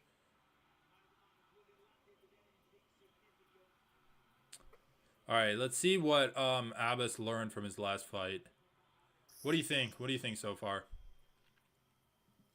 I mean, it's flowing. I mean, who do you think is doing better in the 2 minutes that this fight has been? I mean, there was some good pressure from Abbas earlier. I think Borralho has managed to neutralize it with those It leg looks kicks. like Abbas's strikes are a little sharper than Borralho's, which is I what I was like Abbas expecting. wants to keep more distance because he's not seeing the leg kick coming in time. So then he stopped pressuring as much. That was kind of good.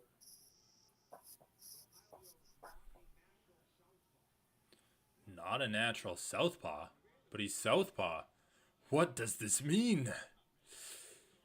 Honestly, I feel like we're past the point where the commentators need to be like, "Oh, he's a southpaw, but he's fighting orthodox." It's like, okay, but like everyone can kind of switch stances at this point. Yeah, I mean, eventually it's going to become obsolete for sure. I mean, you can still talk about how the stances affect what they're doing, but Yeah. it is just annoying. It's like he's a natural southpaw, but he's not a natural southpaw, but he's fighting that way. It's like, okay, who Right. cares?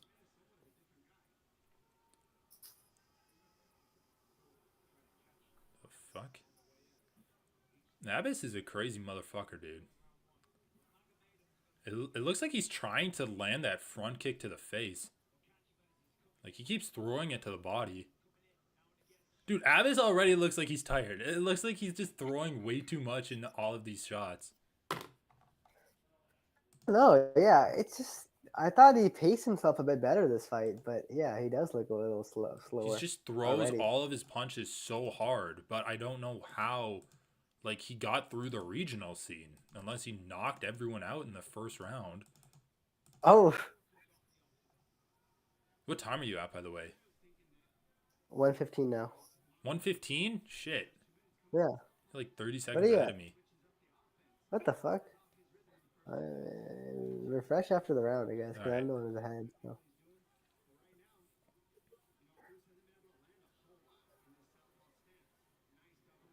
Oh, shit. Were you talking about the double leg Yeah, yeah. fail that he fell on his head? Dude, what Well, is then with the fucking did you see Russian the kick? fighters Did you see laughing the it up kick with the as he was getting Brazilians? up? What? Yeah, did you see Abus try to kick him on his way up, like while he was still grounded? Oh, I missed it. But what is Yeah, with all of the that was what I was Russians reacting laughing to. with the Brazilians? I don't know, man. I mean, it looks like to me that Abbas is winning this round. Just Really? in terms of the damage. I mean, I correct. thought Brawler was edging him out. Borralho's face is much more red, but maybe that's just from face planting on the Yeah, canvas. it's more than that. I just think in terms of actual strikes landed, especially the leg kicks that were landing for a bit. Okay, well, I don't to know. be honest, I There's haven't been not seen a like lot. any leg kicks land from Borralho, but There were two that really jab good was ones. eye poke. Yeah. Ooh, that's not good.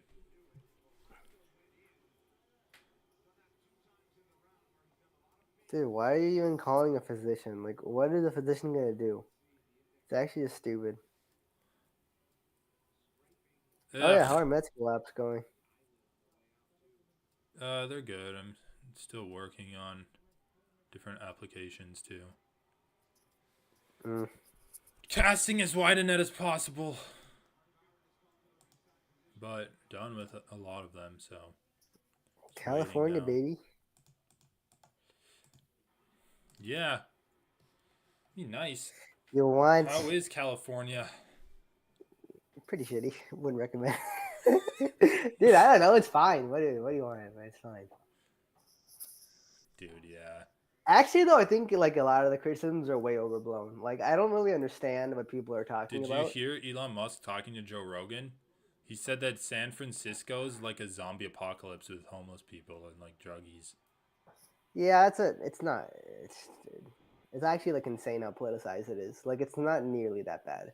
And I'm not saying it's not. I'm not saying it's great. Okay, But you have to realize, like, I live next to the very, very worst neighborhood, and even that is like gotten a lot. Even like in the last few months, it's gotten a lot better because they've increased the police informant and taken away the for you center here. So Hmm. like, and like you don't hang out there. You go to the nice parts of San Francisco and hang out. Like Right. the city is a beautiful city, really. Like I just don't know what people are talking about. I like do you go to Tenderloin just for fun? Do you just like chill on the streets of Tenderloin? Yeah. Then yeah, I'm sure you No. think it's a zombie. Okay, it's one neighborhood. It's a problem. I don't really understand. I really besides that neighborhood, I can't think of a single one I've been to where it's been like even a problem, remotely a problem. Hmm. So,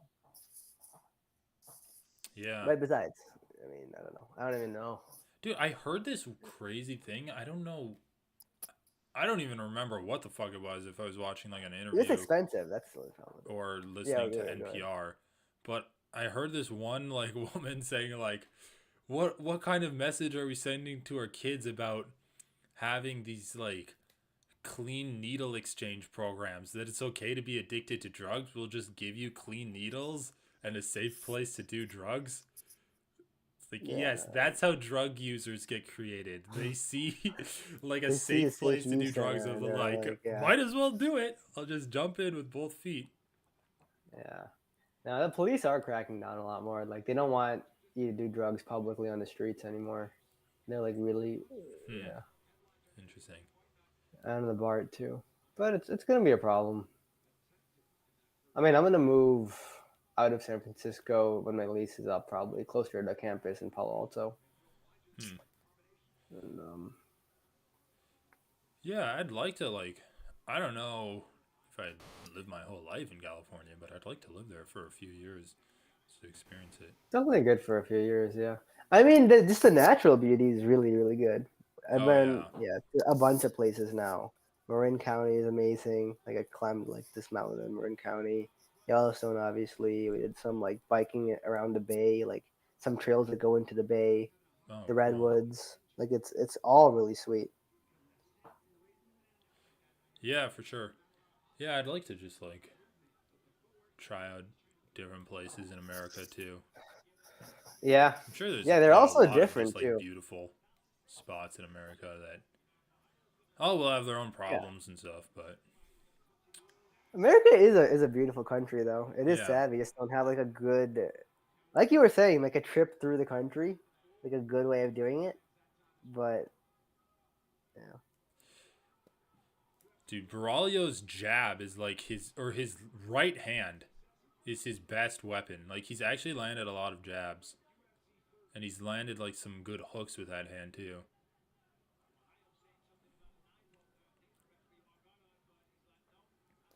Dude, did you hear about Dean Phillips? That he's running for president? no, Oh. who's So Dean Dean Phillips? Phillips is my representative that represents my county or whatever in Minnesota. He's running for president. He's running for. I called his office and I'm like, "Yo, why aren't you supporting a ceasefire?" And his secretary's like, "Oh, thanks for your input." Then a week later, Dean Phillips is like, "I'm running for president," and he's like, "I'm gonna hold a town hall meeting in New Hampshire because he was too late to get on the primary ballot for like the first primary that's happening. Where is it? Iowa. Yeah, Iowa. That's so he's too late to get onto that, but the next primary ballot's in New Hampshire. So he doesn't like hold anything with his constituents. He goes to New Hampshire and he holds a town hall. His first Obviously, if you're event, just like giving up Iowa, it's not even. yeah, he's giving up Iowa. Yeah. But his first event was like this. He gave a speech and then I guess he was like doing a Q&A with people and it was like a town hall thing. He got reamed by people because they're like, why aren't you supporting a ceasefire in Israel? He's like, you know what I'm Really? supporting? I'm supporting Israel's right to exterminate Hamas. And they're like, and then people, after he said that, like a bunch of people just walked out and left it and left. And then like people were like this one woman that's around our age, actually, I think she was 24, was like yelling, like, Palestinian kids are dying. Like, why aren't you supporting a ceasefire? And he's like, Israeli kids are dying too. It's like Jesus Israeli Christ, kids' lives dude. matter too. Literally did the all lives matter in the face of Black Lives Matter. Israel isn't facing a ground invasion from Hamas. So what are we talking about? Yeah. And then But this but was in New Hampshire. yes, Why was it sad, in New dude. Hampshire? Okay. For But the I don't understand what the primary. town hall has to be in. Yeah, but I I don't understand what the town hall has to be in New Hampshire for him to get on the primary ballot there. No, it's not Guess. because he has to get. He's not doing it to get onto the prime because he has to. He's just doing it to like garner support, I guess. Oh, we just like try to It's win. just Yeah, not a. yeah. It's just a campaign event, dude. The Wait, jab so, from wait, Costa. before the town hall, you called your local representative to ask him what their policy position on the ceasefire. That's pretty cool. Yeah, well, he didn't answer. It was his secretary. Yeah. It's gonna try to call like the senators from Minnesota too, but they don't have like their numbers posted online. Well, I guess you can find them, but I don't know, dude. It's fucking like you're hitting your head against a wall because like it's like why the fuck is America not doing anything? Or they are doing stuff. They're Yeah. supporting Israel and they're gonna like give aid to it. Yeah. It's crazy. Meanwhile, like I don't even really want to know about the extent that conflict is spread into neighboring countries or anything like that, but I hope it hasn't. I know I've seen like some headlines of like, oh, a base bombed in Iran by America or American base attacked. Shit like that. It's like, okay, well, let's hope this just like fizzles out.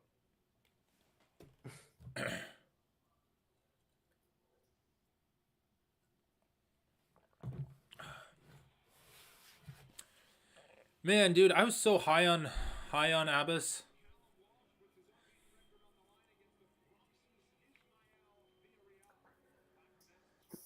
Oh my god, dude. Why are these fucking like Russian Brazilian bromances happening?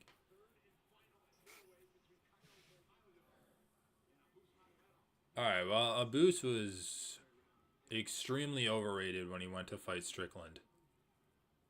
Yeah, he was. Who did he beat before Strickland? Dustin Stoltz was Oh. he was Yeah, I mean, kind that of is a like a big jump. nobody in the UFC. But he just like destroyed him. Like is literally like a 10-second knockout and he threw like 3 punches and all of them just like broke him. What the fuck? Oh, I think my stream went back to the second round. The second round? Third, right? Probably. Oh no, this is the third round. Yeah.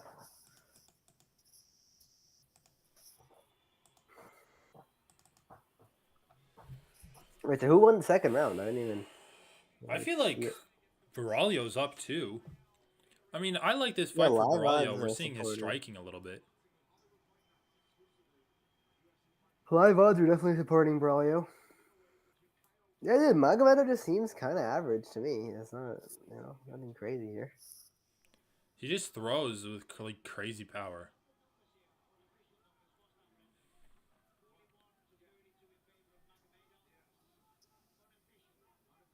What? He's outlanded Borralho?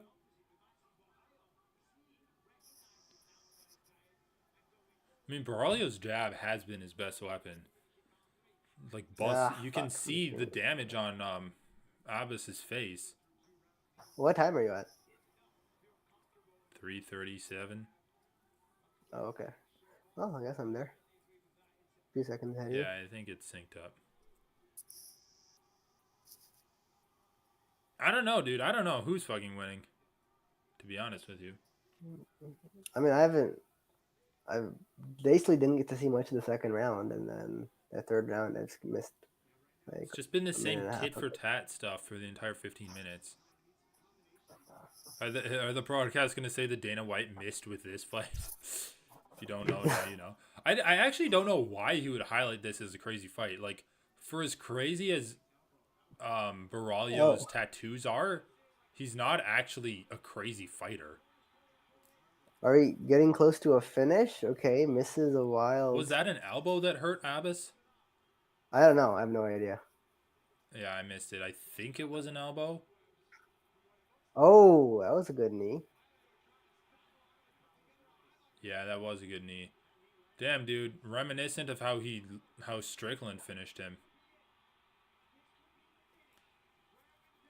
Well, I really didn't think Borralho's striking was this good, but Yeah, I know. I didn't expect the fight to go like this. I know I predicted Borralho, but all right, come on, finish him off, dude. You got him hurt. I did think the fight would go the distance, but I thought Abbas would like get the better of the striking and just stop grappling. Which, to an extent, has been true. If he's outlanded Borralho, you can argue he's gotten the better of the striking. Like, I think the striking's been close, but I didn't think it would be as close as it was.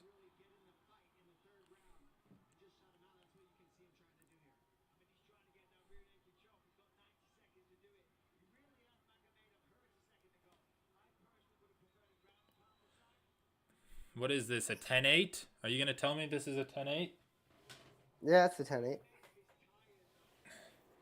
Dude, I don't care what you say. I care what the judges say. And I guarantee you they're not going to give it a 10-8. Well, we might not even know if he just chokes him out here.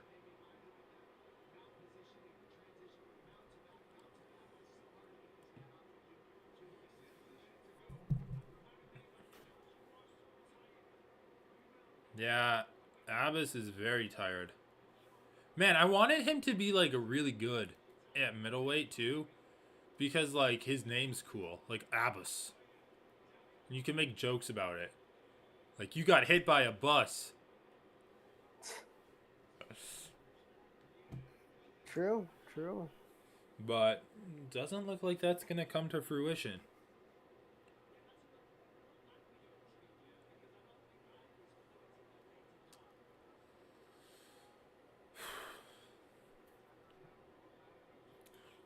(10-8) round. I mean, you have kind of the same thing as what happened between Renat and Dos Santos.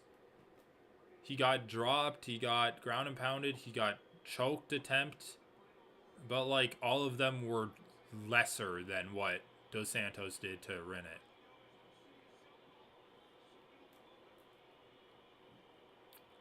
I mean, dude, there's a world where he loses this fight. Like, if the judges scored it against him in rounds 1 and 2, I don't think that's gonna happen. I know, but then even then, I think it would be a draw.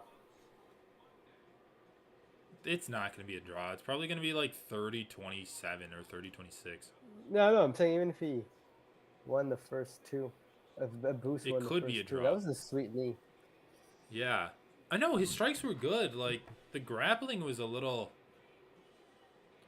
Like, maybe he thought he needed a finish.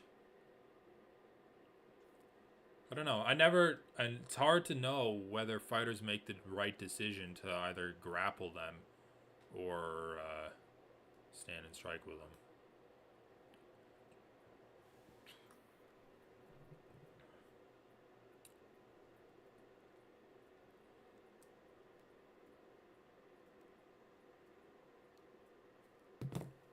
It's 9 o'clock.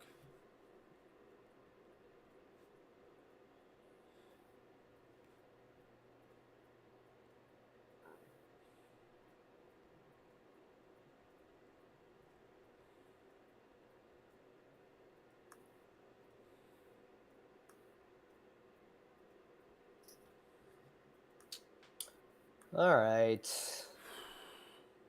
Jesus Christ, I'm really tired today. Fuck, dude.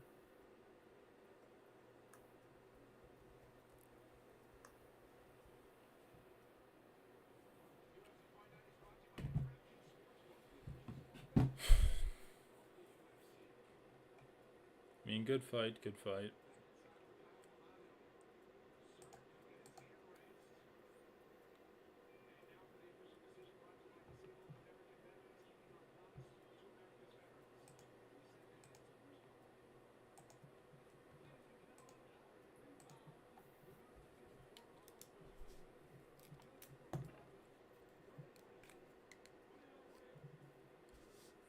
Two 29-28s and a 30-27. I knew they wouldn't score that at 10-8. That should be a 10-8 though. He was waddled really bad. I'm telling you, dude, they don't have a consistent scoring. You can say it had all of the same things that Brener did. I mean, not Brener, that Dos Santos did against Renat. He knocked him down, he grappled him, he was attacking submissions. But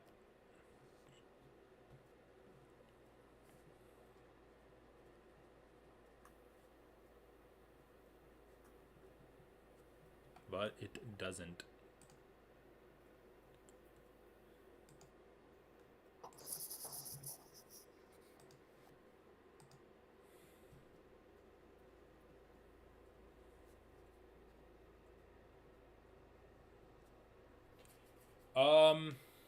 Do you want to do you want to do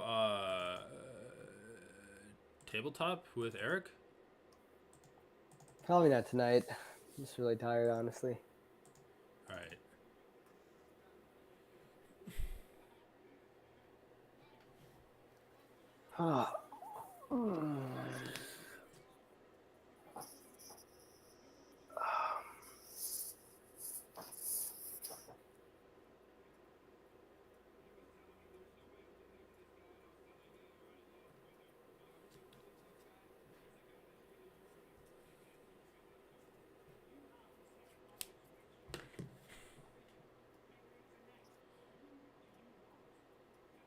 It is cool that the middleweight division, the meatheads are getting replaced in it.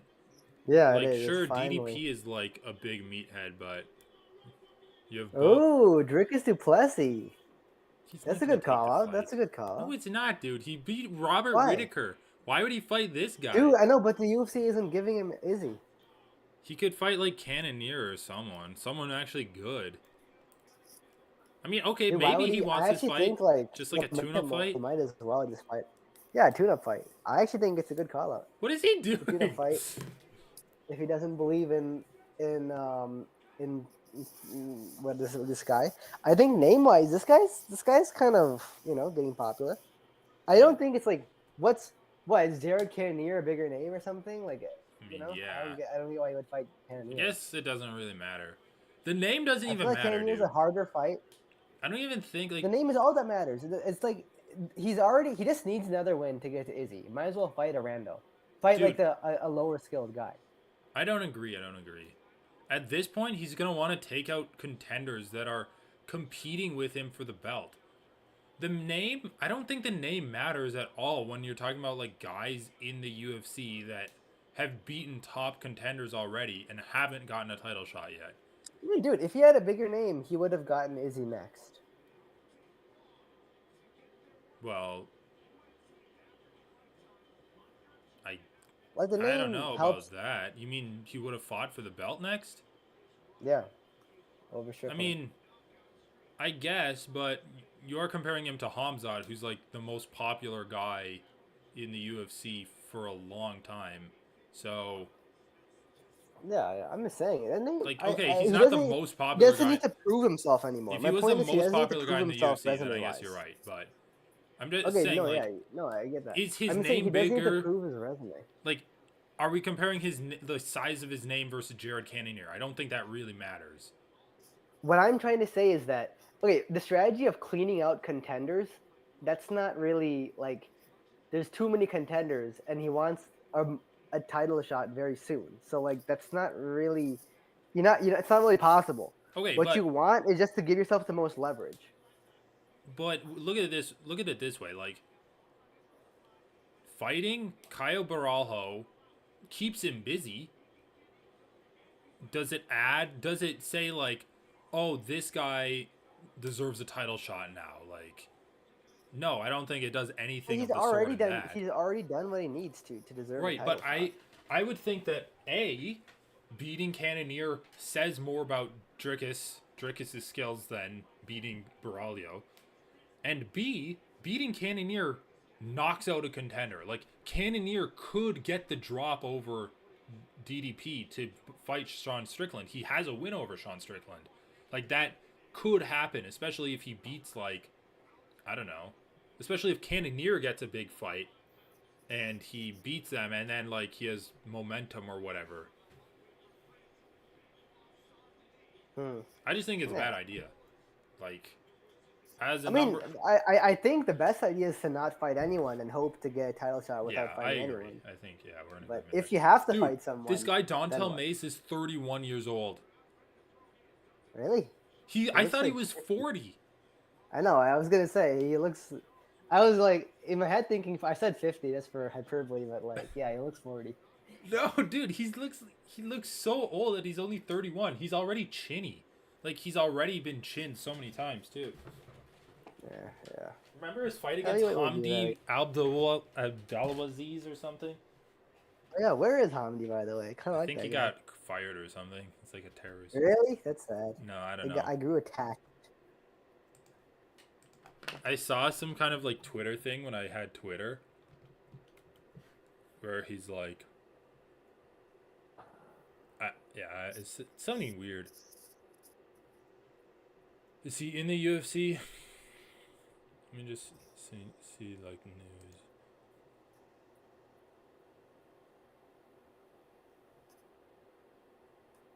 Yeah. Oh, he got a 2-year suspension from USADA. I knew there was something wrong with it. That'll do it. Well, maybe he can come back after USADA leaves. Let's see what this article says. Metenolone and its metabolite in 2 drug screenings in 2022. So he tested positive in a drug screening ahead of his UFC debut.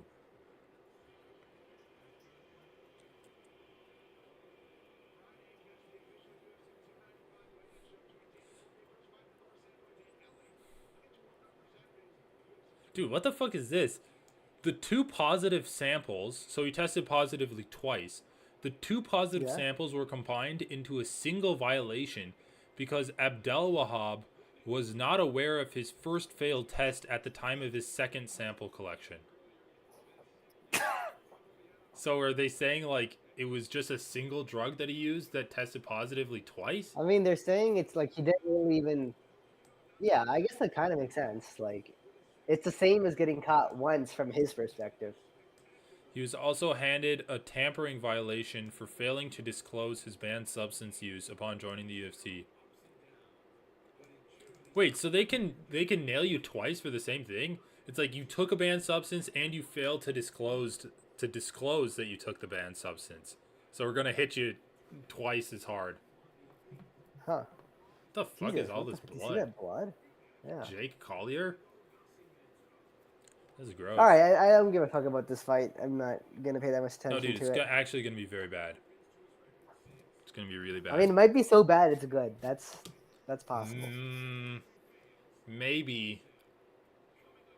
But both of these guys are just bad. Like, they're not even comically bad. They're just, like, in the gray area of just being so bad that, like, you don't want to watch them. No, I'm just being optimistic. It's like the right? Like, good fights and then bad fights, but like BAD, broken and delirious fights. And then, like, the U, they're right here at the bottom of the U. They haven't even started climbing up the top.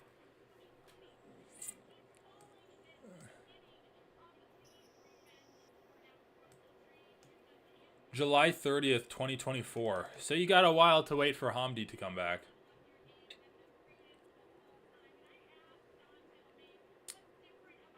What the fuck? I'm reading the MMA fighting homepage right now. These are the headlines. Dana White amazed Francis Ngannou went 10 rounds with Tyson Fury. UFC Sao Paulo weigh-in results. Mark Zuckerberg tears ACL while training for a competitive MMA fight. Yeah, give me a fucking break, dude. A report on Brendan Schaub's podcasts. Oh yeah, let's actually take a look at the paydays. Oh, and then on their homepage, it's Ariel and Chael get heated. Well, even Ariel like has that interview itself highlighted on his channel page. Like, I don't know. I mean, wait, what do you mean? Maybe it was a work. On the MMA fighting channel? Yeah. Okay, well that's not actually his channel. He doesn't like control it. Oh but, yeah, that's true. That's true. But he did tweet about it, and he tweeted out like clips and saying like, "Was that a 10-6, everybody? Let me hear hell yeah!" Like on Twitter. Yeah, it's getting stupid. When Ariel himself labels his own questionable interview as a 10-6, it's like, Yeah. dude, what are you talking about, man? Yeah, every fighter would give themselves a 10-6 if they could judge it themselves. Yeah, I know.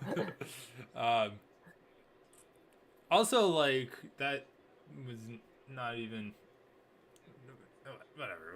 Like, that wasn't one-sided. Yeah. Like, there was a back and forth of stupidity there. Yeah, exactly. What was I gonna say? Oh, yeah, he also, like, posted, like, hate mail that he's getting from, according to him, a guy that works for Ali Abdelaziz, saying that, like, he's a Zionist and saying he hates Palestinian children. Like, the guy DM'd him. This random guy DM'd Ariel. What Ariel deny? Ariel wouldn't deny that he's a Zionist. No, but the guy's like, you'd probably sell out your kids. You're like a filthy piece of shit. He just like went off. Because, dude, Ariel was acting so high and mighty about the... I don't know if you heard that, but he was talking about, like, how there's fake news spreading about the hospital bombing. And he's like, people don't understand... people don't have journalistic integrity anymore. They just report on whatever's told to them. And it's a very... He literally is like... There was a hospital bombing, and that made me sad. But what made me even sadder was that people reported false news about it. It's like, okay, dude, you do not consider Palestinians tons of disinformation from the Israeli government too. Like, it's actually kind of stupid for him to be criticizing the other side on this axis, because there's been a huge propaganda campaign and disinformation campaign from Netanyahu. Yeah. Online. At least two false things that I know of, like the fact that the what is it, the Islamic Jihad missiles that they claimed, like, that flew in that trajectory, like, or they posted a video that was a missile dropping and they said that was a misfire, but it was actually an Israeli missile and it landed in a different spot. It didn't land in the hospital. That was the original confusion about, yeah. And then they also released a video of two that they claimed were two Hamas fighters talking about the hospital bombing. Did you hear about that? I didn't hear about this one, no. Dude, Israel literally releases a video, and in the video, it's like a phone recording, and they're like, we picked this up over the Hamas airwaves. And it's one guy that's saying, like, I work for Hamas. Was that missile ours? And then it's like, on the subtitles, it's like, Hamas fighter number 2. Yes, that missile was ours. It landed in the hospital next to the graveyard. They're like, what? There's a graveyard in the back of the hospital? And we blew it up? Like, yes, we were the ones that hit the hospital. And then like... Hamas, blew it up. What? We, the Hamas fighters, ordered this missile? And then, like, immediately people were like, okay, I know Arabic, and that is, like, a clear Israeli accent to the Arabic, and it's also clearly staged. So, like, they released the false missile footage, and they put out disinformation about, like, Hamas fighters talking about how the missile was theirs. But that sounds like it was on purpose, though. If it was an Israeli accent, like Israeli soldiers or whatever saying it, like that sounds like like it's more. Like, it's literally like a purposeful. Like, it was so How bad. else would it be? How else would it be? I mean, they pretended that it was Hamas fighters, and they put this out. I just don't think they give a shit. If it's like an Israeli accent and it's not even good Arabic, then how could that be an accident? I guess is my question. I don't know, dude, but I don't think they really care too much at this point. Like, I know they put a lot of money into propaganda, but I don't know. It's so weird. Like, why would they put it out? Yeah. But also... Well, dude, it's actually crazy. On Stanford, there's been, like, a ton of, like violent incidences of violence, too, between, like, protesters on both sides. Really? Like, and then, in the middle... Who the fuck is protesting for Israel? Dude, in the middle of the campus, there's like this kind of center in the middle of campus where Yeah. there's some sit-ins and like a nice seating area and some shops and stuff, and a bike shop and stuff. And so I bike through there now to get to the cafeteria. I do stuff, and so now I'm seeing like there's a huge tent for like a sit-in to like protest the genocide of Palestinians. But then around there are a bunch of like small signs put up like just absolutely like disgusting pro-Israel shit. Like rape is not resistance. That because there was like that story about some Palestinians raping some people that everyone Oh talks my about now god. exclusively. So it's like rape is not resistance, and with like Israeli flags everywhere, or like Zionism, the belief that Israel should exist, like that type of shit Dude, everywhere, like Israel super shouldn't just even exist. coded We're probably gonna get pro-Israel taken shit. this stream taken down. Israel shouldn't exist. It was It's created by someone who didn't even have like a legal right to the land in Palestine or in Israel. Like right. Great Britain, And like not also, even. It's not even like I'm saying they colonized the area and they didn't deserve it. No, they didn't even have a colonial stake in that land. They just randomly gave Israel yeah. to Jewish people after World War II without any consideration of the people who lived there. And also, like, just as an idea, ethnic states should not be a thing. Yeah. Like, Besides, yeah, forced it's ethnic retarded. states? No, it was just because there was a ton of pro-Jewish sympathy after World War II. It was like, And like, what kind of sympathy was it? It's not like it's not like the UK or America let Jews into their lands. They're like, nah, you no. can go to the Middle East. Hearing Well, about it's the because Israel is the promised land. It's no, because but it's the dude, biblical promised it's land. not even why. Like, I heard Hassan talking about some of this. He's had like him and Majority Report have had some like history buffs on to talk about it, and listening about like the history of Zionism is kind of crazy. Like the people, like one of the main progenitors of the idea that Israel or the Middle East is the promised land wasn't even religious. He was just like, we need a place to relocate Jews to because I want an ethno state. And then he was thinking about Alaska. He was thinking about he's thinking about like Argentina. You know how like apparently a bunch of Nazis moved to Argentina Yeah. after World War II, and then he was also thinking about Israel, and they like ended up going to Israel. So But like, of course, it's not a coincidence, right? It can't be a coincidence that Israel is the promised land and then. yes, it is a coincidence, or it's not a coincidence, but it's a self fulfilling prophecy. If you move there, then you can say like, oh yeah, this was No, I know, but I'm saying that's why there was like a biblical reason for why the Jews were given that land, basically, by I colonial mean, powers at the time. I also don't think it had any actual bearing on why they went there. I think it is just like an easy target to relocate people to. Like All it, right. dude, if they moved to Surprisingly. Alaska, they'd be like, yeah, this is actually our promised land. People do that shit all the time. I mean, sure, but like this was the prom. I mean, this actually was the promised land, though. No, but I agree that if they'd gotten a different piece of land, they would have been gone there. That's not what I'm saying. I'm saying the reason they ended up on Israel's land is because of the biblical stake. I mean, I don't even think that's true though. Like, I think it was I mean, just I that. don't know. I I guess mean, I don't know maybe for it was sure. because there's Jewish people living there already. Like, even though it was Yeah. a Muslim majority area, there's still Jewish and Christian people living there, like in relative Sure. peace. And so maybe they're like, we have a Jewish population there already. Let's just like move there, strengthen it.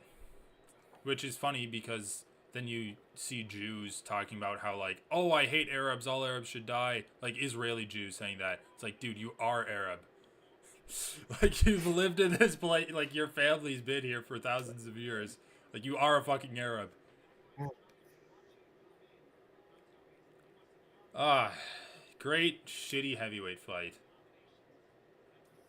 I know. I got optimistic it was gonna get Who's gonna finished. win? Fat or fatter?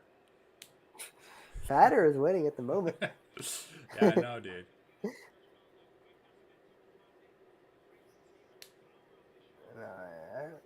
Dude, just like max out your stats and fat and muscle and like chin Actually, and like so power. gross. Like that rape is not resistant science. Like, oh yeah, all Palestinians are racist, are rapists. So then we should genocide them. That's basically like what the follow how that statement I would mean, follow from in their perspective. Minnesota, I haven't seen a ton of protests, but apparently in Minnesota, Biden went to Minnesota. He was in Minneapolis. Like my girlfriend who works in Minneapolis, like her shop was literally like I guess scouted out by the Secret Service, and like they Oh, had to really? leave early because her shop was connected to the same building that he was doing like a fundraising event in, and so Oh, okay, that's cool. he was there, and apparently there like there were like pro ceasefire protesters, which is like talking about the dichotomy. It's just kind of mind blowing to me that there's like actually people protesting or like anti-protesting ceasefire protests. Like that, like it's not a dichotomy here that you can really take the opposite side on, because it's not like, oh yeah, I'm pro like Palestine and you're pro Israel. Because Yeah, in it's like I'm Minnesota, pro there's like a ceasefire. ton of You're Jewish groups. pro. There's like You're huge pro Jewish invasion. groups setting up protests with Muslim groups. Like they're working in tandem to set up pro ceasefire protests. And it's like, Okay. who would anti-protest that or like do a counter protest to it? Like that's what Well, it's boggles my mind. people who support the right of Israel to exterminate Hamas. It's fucking insane, dude. Just even saying exterminate Hamas is crazy. I know it It's is crazy, crazy. dude. How But that's just people who don't understand what like. Yeah, Hamas is a terrorist organization. They also have a social services branch. Like exterminating Hamas is just a lose-lose for everyone. I mean, I guess it's mostly a it's lose for just like Palestinians. the way okay, like but before I get into that, the other thing that I was gonna say is like Biden, because of the pro ceasefire protests that were there, Biden actually he got called out by a woman. He got interrupted during his fundraising speech, and he actually Yeah. said like, "Oh yeah, maybe it's time to do like a humanitarian pause to the battle." So like he can't even bring himself to say ceasefire, but like, No, he's not gonna say ceasefire. but Yeah. at least at this point, ceasefire implies like I know, like because I was thinking about it since Because like the ceasefire implies conflict some legal began. restrictions. Yeah, a ceasefire implies some legal restrictions, some international pressure to Well, stop the it also militarization. implies that both sides are firing shit at each other. It's like, as far as I know, Hamas Yeah, did the but yeah, at attack this on point it's October 8th, completely one-sided. Yeah, and then since then they've been firing rockets sporadically into Israel, that is which true. That he is true. Like ceasefire itself is such uh, a kind of a and yeah, even it's calling it a such a war or a non-neutral term. conflict is doing a disservice to like Right. It's a the reality of one-sided what's happening. invasion. Yeah, just a one-sided invasion. Like it's not a war. It's not even. It's just Yeah, a it's not a genocide. It's struggle on both sides. It's a genocide. Yeah. like, yeah, like Yeah. I don't even like calling it a conflict, and like that's as like watered down as you can get. Um, but yeah,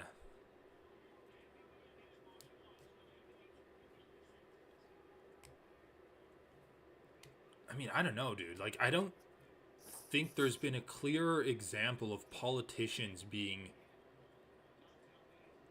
corrupted by either money or ideology than this. As far as I know, the overwhelming majority of Americans now support a ceasefire in Israel. Let me look this up. I thought it's mostly young people. But the problem is also that the key states have a lot of Jewish people in them. A lot of key states. Wait, what? What did you say? They have Jewish people? Yeah. What? Poles? But I guess that was more of a primary thing too, right? Like New York is a big one. Like it has a lot of Jewish people, both upstate and like in New York itself. So then Democratic candidates in the primaries are always like relatively pro-Israel. But in this I case, don't there's no even know if primary. that's the reason why.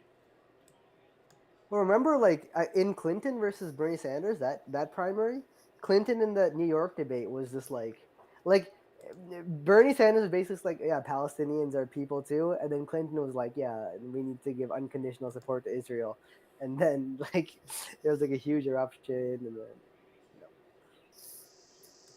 Um, this is so annoying. Holy shit. All of these stupid media companies have like anti-ad blocker technology now. I need to like open up incognito windows. This is Mediaite. A data for progress poll conducted between October. Oh my god, fuck off. Oh my.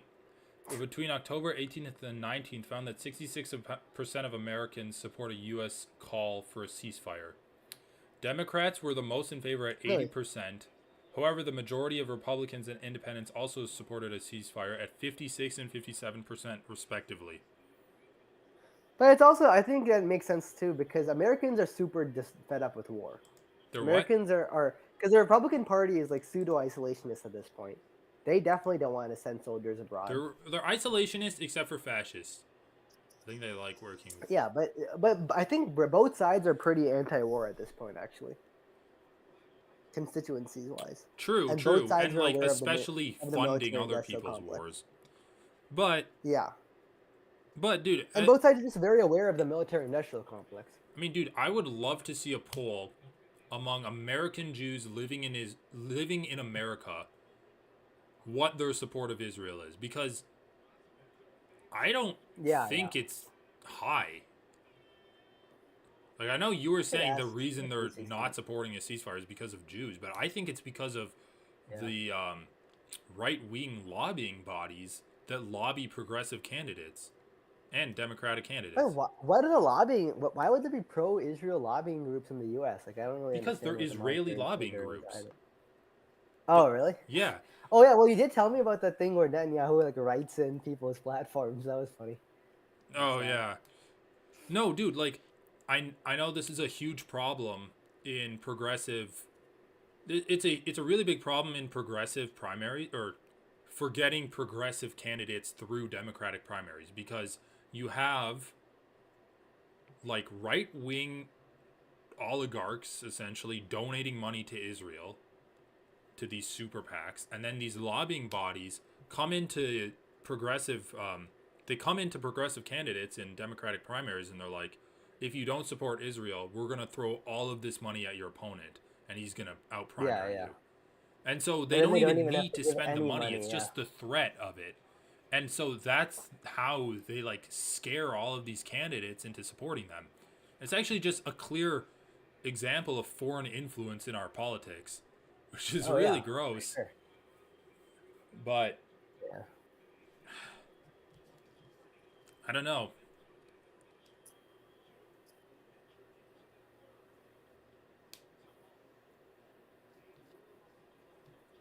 I don't know, dude. Like,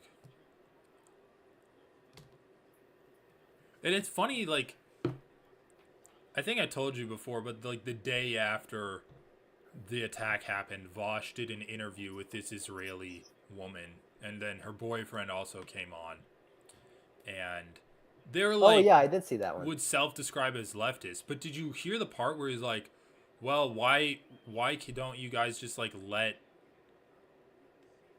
Palestine join your country? And they're like, because we'd lose our demographic majority then. Oh, not that one. I saw a different one where there was like an American Jewish couple, but they were very pro-Israel, or pro-Palestine rather. Really? Are you yeah, I think it was the same one. The guy worked in the IDF, right? The guy was the woman was literally like, I think the one big reason for anti-Semitism is the association of Jewish people with Israel in this country, and like people don't like Israel for good reason. And like they were definitely, because they've been on before too. They're very lefty. Okay. But it must be a different one. It must be a different one then, because he did it like a day after the October 7th attack. No, yeah, this was later than that. Yeah, and then like it was these like self-identifying lefty people that I'm sure would be like, oh, I'm like pro LGBTQ, like they identified as non-binary. Well, that's just bull. It's just libs, dude. People, I don't give a fuck about people how they identify with the LGBTQ movement, because it has actually almost no bearing on anything that's like requires you to take a real lefty stance. No, but that's the thing. Like being they are pro just LGBTQ libs. Is literally just like there's no reason not to be, really. Okay. And they're also like, oh well, Israel like isn't even reliant on America's money. Like we don't even need them. And then Vosh is like, okay, well, why don't you guys like? How can I get you to stop killing Palestinians? Like, can you just like, you know, let them into your country and do a one-state solution? And they're like, no, because we'd lose our demographic voting power then. But that's probably not even true at that point. I mean, yeah, maybe some power, but Well, I I don't think they think would they though. outnumber Like, Palestinians. do they? Like the population of Gaza is. Let me look this Really? up. I'd be very Israel. surprised. I mean, I guess I'm honestly, yeah, I guess I'm not sure. So they have the demographics of Israel. They have 7.14 million individuals. Oh wait, no. Israel's population is 9.73 million. Jews make up the majority at 73% or 7.145 million. So that we Okay. can just say that like Arabs are the other 2 million or like 2.5 million. If you let in Sure. another 2 million Still Palestinians, doesn't. It still doesn't outnumber, right? yeah, it doesn't Still outnumber. But I 7-4. wonder what's the population of the West Bank? Yeah, but you have to look at West Bank exactly. But I think West So Bank will make it outnumber it. West Bank has 2.7 million Palestinians and 670,000 Israeli settlers. So that'd be like, Oh yeah, so I guess it actually would be equal then. Like yeah, 2.7 in West yeah. It Bank, would be. around, what was it, like 2.4 in Gaza Strip. So that'd be Yeah, like around 5 million added to the 2 million Arabs that are in living in Israel right Israel. now. That'd be like around I mean, 50%. I don't really like what is. I guess like yeah. I mean, whatever. I mean, I guess my response to that would just be like, what policies are pro-Jewish at the expense of Arabs, and or vice versa? Like, Well, what apartheid. policies are you interested in? Oh, sure. But if you're a lefty and you don't support apartheid, let's just say Oh, you're no, I'm concerned not about saying your they're demographics and actual your. leftists. I'm just saying they're so brainwashed that they're like, I'm leftist in the context of being an apartheid state that I support. Right? That's basically it. It's like Yeah, yeah. their axiomatic value that is just a given is that yeah, we're an apartheid state Yeah. and Palestinians are lesser than us. Like No, but they're saying they're going to lose their demographic majority and their voting power as a result. So I'm like, what? What do you want to vote for that Arabs don't want to vote for? And besides apartheid, like, yeah, that's true. what's your problem? I mean, they're going to be like, "Well, we can't take Palestinian houses then. We can't kick people out, murder them and take their houses." Yeah. Wow, that fight was horrible. Well, Yeah, no, you're right. It was just bad. It wasn't even so bad it's good. It was just like shitty. I had Rodrigo winning by decision. Let's see if it pays off. Nice. Yeah, I think that'll pay off. He won the first two for sure. I wasn't watching the third at all. Yeah, I don't give a fuck, dude. Like, Dontel Mays is so bad. Like, he might as well just be 40. Just go into a cryo sleep for like 7 years and you won't miss anything.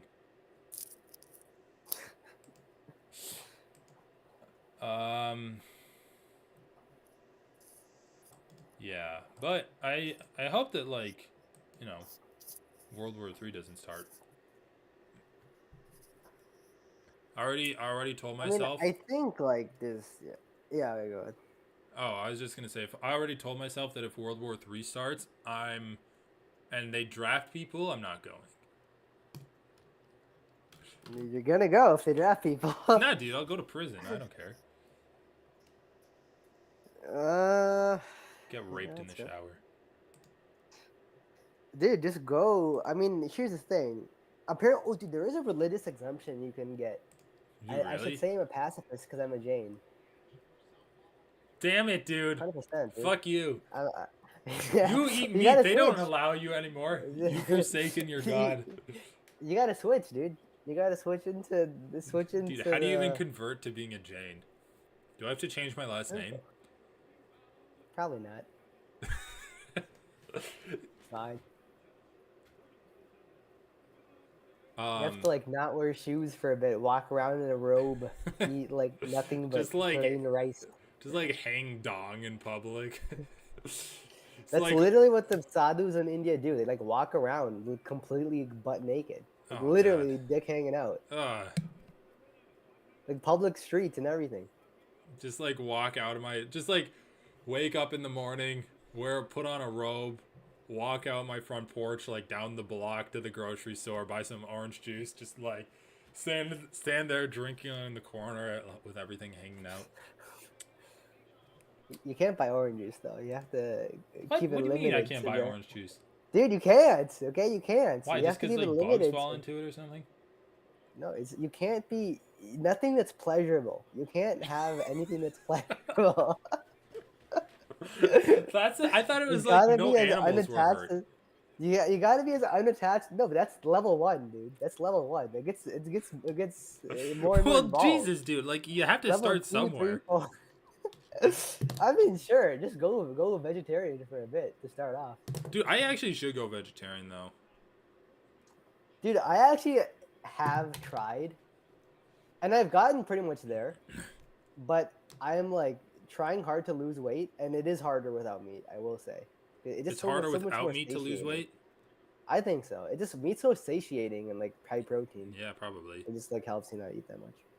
But I am almost vegetarian, pretty much. I just think it's probably healthier for you, at least to like cut down on your meat consumption. Yeah, that's fair. I mean, yeah, I'm pretty down. Damn, dude. How are the Brazilians doing? Caio won. They're doing pretty good.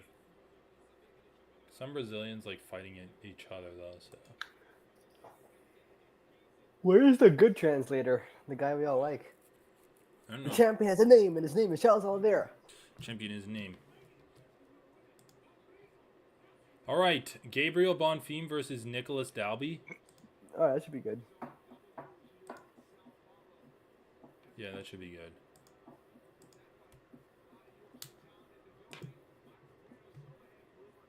So, Myro Buena Silva.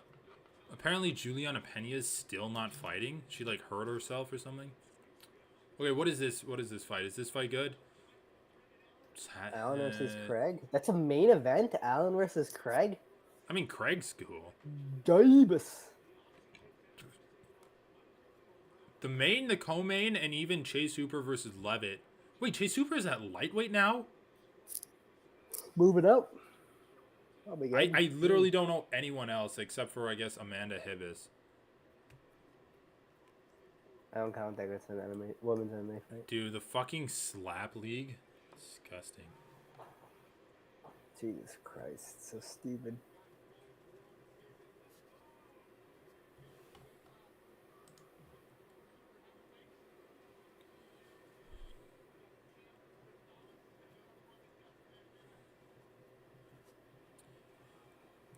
Dude, is the only reason Dana White likes this show because it's the only sport that he can compete in?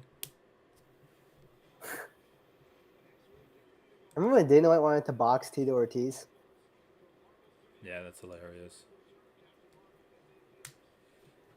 The Marvels. So I guess he thinks he can compete. Dude, did you see that new show from like the Boys universe? Is it out? Yeah, that Gen V show. It's a spin-off. I watched the first episode. Yeah. Oh, I didn't know it was out though. Oh, is it good?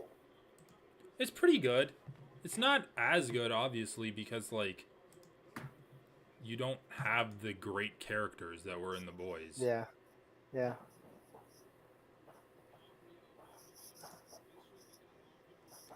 But actually, I realized after watching it, Arnold Schwarzenegger's son is in it. Oh, really? And he's not buff. I'm very disappointed. It's like in Really? decent shape, but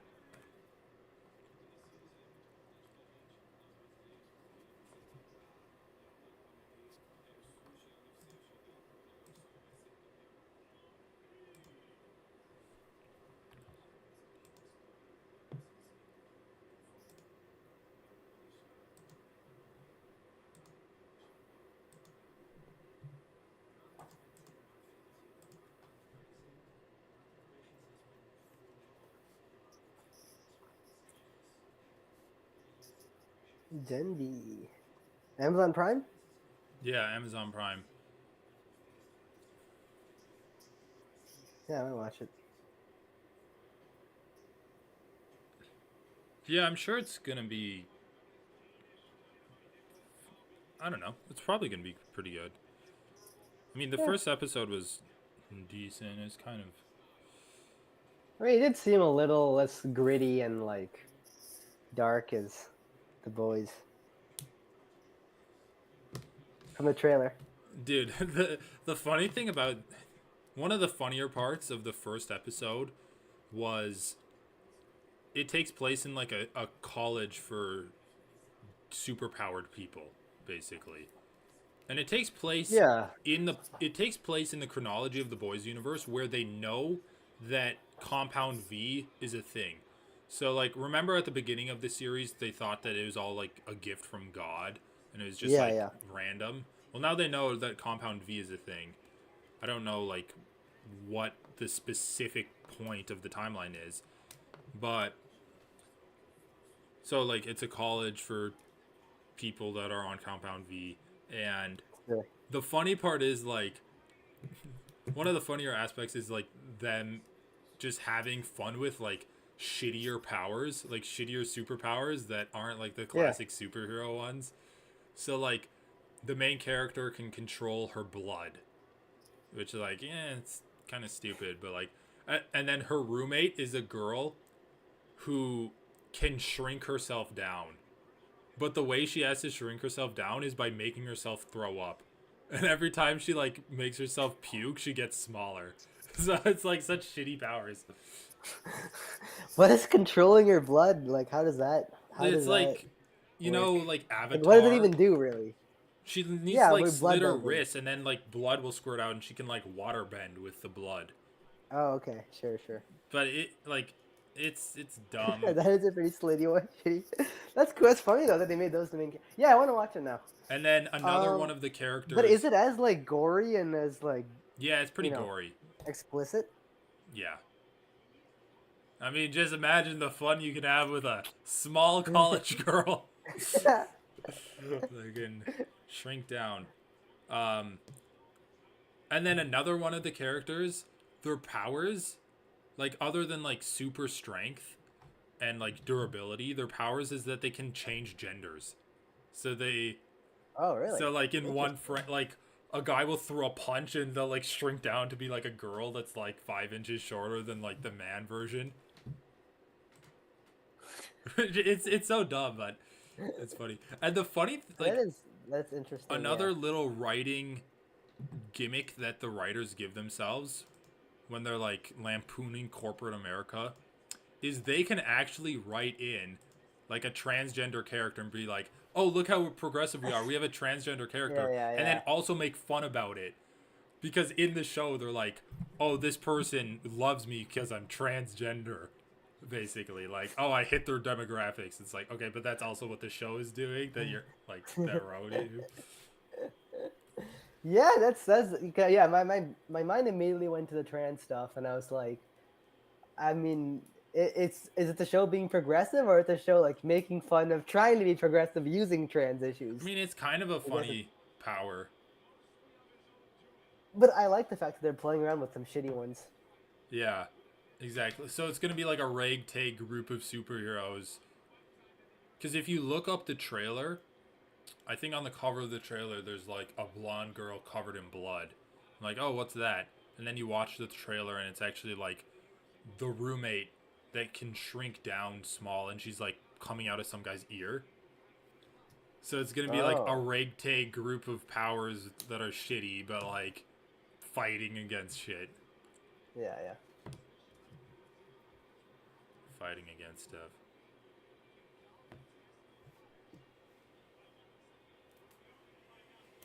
But yeah, that was a pretty good. It was actually not like it was actually pretty good in the first episode. All right, dude. Bonfim. Both of these guys have good guillotines. I remember Nicholas Dalby pulling guillotine a lot. Let me look it up. Nicholas Dalby.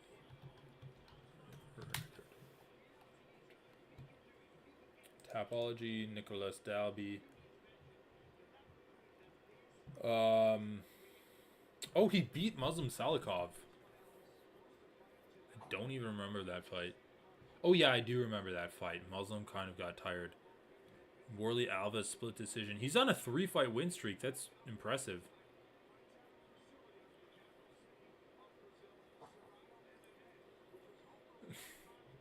Who did he fight? Zach Cummings, Peter Sabotka, Alex Oliveira. Should have gotten some food. I guess after this fight, I'll go get some. What? I should have gotten some food, but I'll get some after this fight. Oh, yeah.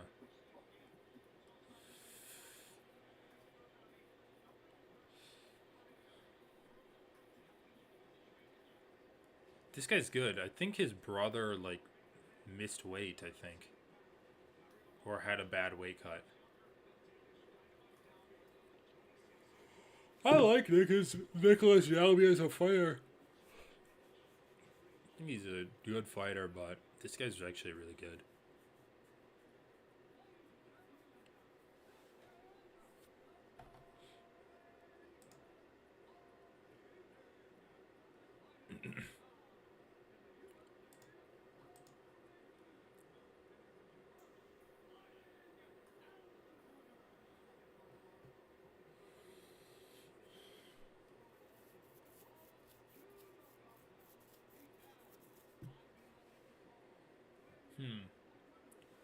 So I'm looking at the gods on MTG. Flying 5 mana for a 4/4 flying lifelink bat god. Whenever it attacks, each opponent discards a card. For each opponent who can't, you draw a card. Whenever an opponent discards a land card, create a 1/1 black bat with flying. Pretty good. Create a bat. And then it has like the god thing. Christina Felix, hello. Sun Fitness, hello. Or UFC or whatever. What? A couple of random comments. Wait, random comments for what? On our stream. But are we getting comments on our stream? Just like random shit.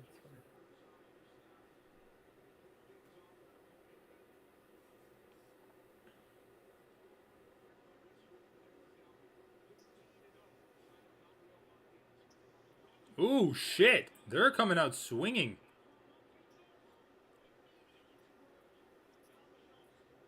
Oh, nice leg kick. Oh, yeah. Oh, that shit. was a good leg kick. Bonfim. Oh!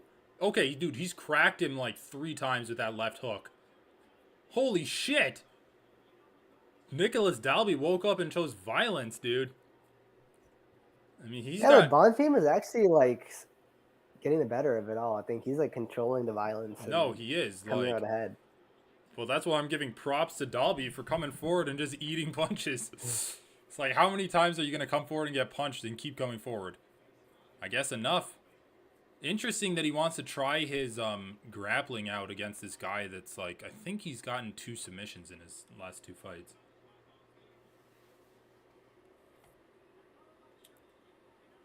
Oh, shit, dude. I might have to play this card in my Edgar Markov deck.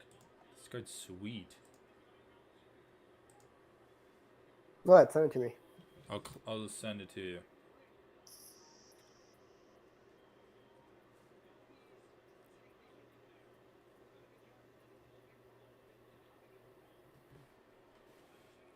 Nice leg kick. Dalby's really going in for the... Jesus Christ, dude. I think he might actually win.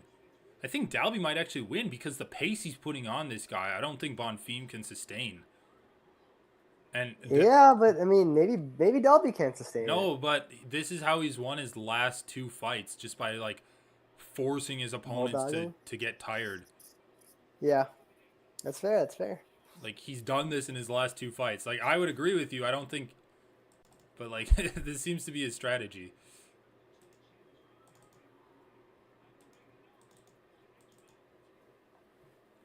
Ooh, that's a good body kick though. Like, I don't know. It's going to be Dalby's cardio versus the damage output that Bonfim can put. Because he's really done a good job of, like, breaking down the legs, jabbing his face. Just the pace is nuts, dude. I don't know. Dalby woke up and he's like, I'm going to fuck this guy up today. I got to respect the strategy from Dalby. I know. It reminds me a lot of that one middleweight, Oleg Jacek. Oh, yeah. Yeah, that's kind of what he does too. I feel like he's technically a little bit behind All right, this is Bonfim, what but the Bonfim needs to pressure do. might be good. But yeah, That's a This was great for Bonfim. yeah, This that is was really, great really good for for him. Bonfim. It's kind of just neuters his whole strategy. Like Dalby took so much damage in the early part of this round Yeah, he's got to to let him. put pressure. Yeah, he's got to give him a chance to like feel the damage that he took. Yeah. The closest I can relate to an MMA fighter is when I'm eating very quickly. And I don't know if you ever experienced where you're like, oh, I ate a great meal and I feel good. And then like a few minutes later, it hits you. And you're like, oh shit, I don't feel good anymore. Yeah. It's like, wow, I'm just like an MMA fighter. I went through a lot. I went through a stress on my body and I didn't feel it because the adrenaline was pumping. And then afterwards, my body doesn't feel good. It's like MMA fight versus eating a cheeseburger.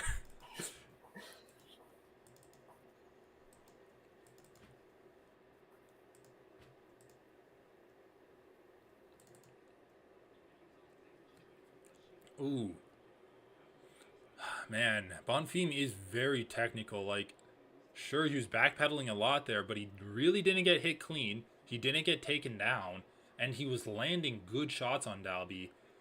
And then he made a perfect adjustment to take it to the ground.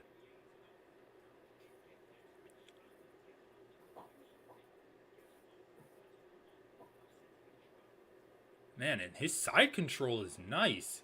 You don't see a lot of fighters. I feel like side control is an underutilized position in MMA. Maybe not. Maybe not saying that like people should be using it more, but it's just not a position you see a lot. Mm. But maybe I'm wrong.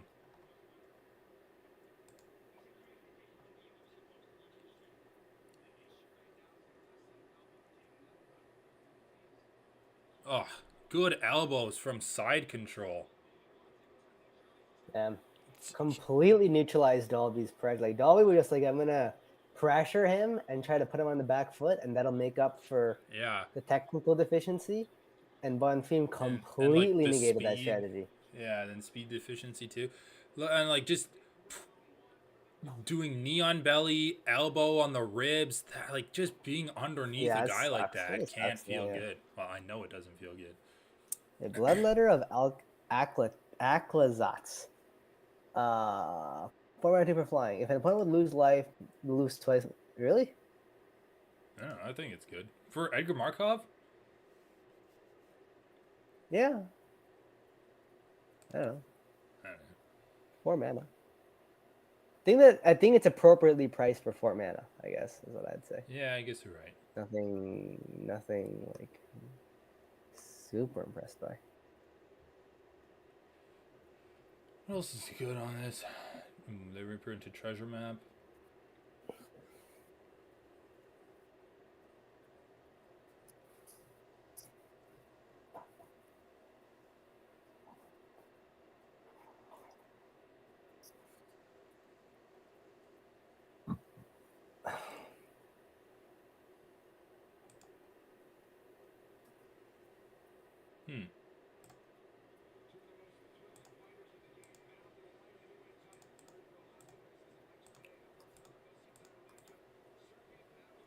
All right, same thing comes out, brawling.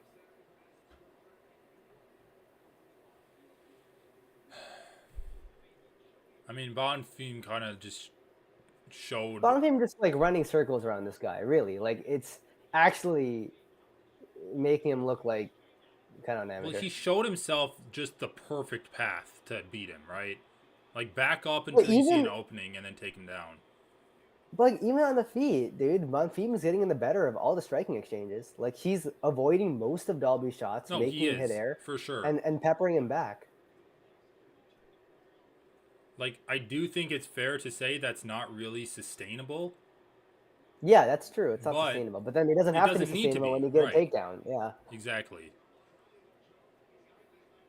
Like round one was just like perfect. It's just like, okay, you're doing well. I don't know how much longer you can do this. Okay, you don't have to do it any longer. Okay, so hold on. Like, isn't this like what do they call this? Like a Von flu?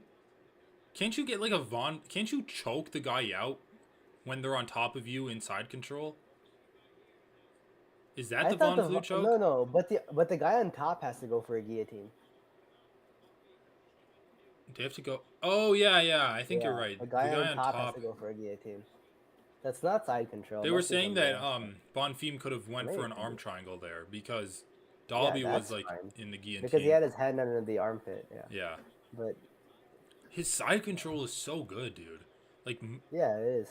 I think we mostly see the quarter guard thing nowadays. yeah, That's why we don't see side control. But Bonfim is going for side control still. north south, just like sprawled out of the Dalby trying to wrestle up. Now, what is this position? Like half Nelson, like 3/4 Nelson. I have People no do idea. this so much where it's almost like a Darce choke, but it's not like on the elbow yet. It's still like on the hands. Man, dude, just wrestling circles around him, and you can tell this is tiring Dalby out. Yeah. Oh, This is pulling great. guillotine. He was about to pull guillotine there. Oh, really? I mean, dude, props to Dalby. That guy's a fucking dog. But it's true that Bonfim could get tired still. Oh, nice. Yeah, that was a good elbow.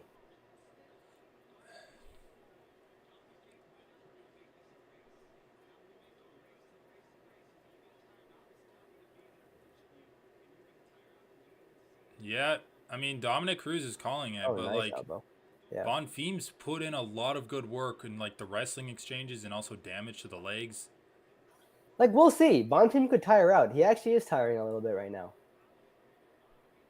And he's looking at the clock, and he's breathing through his mouth.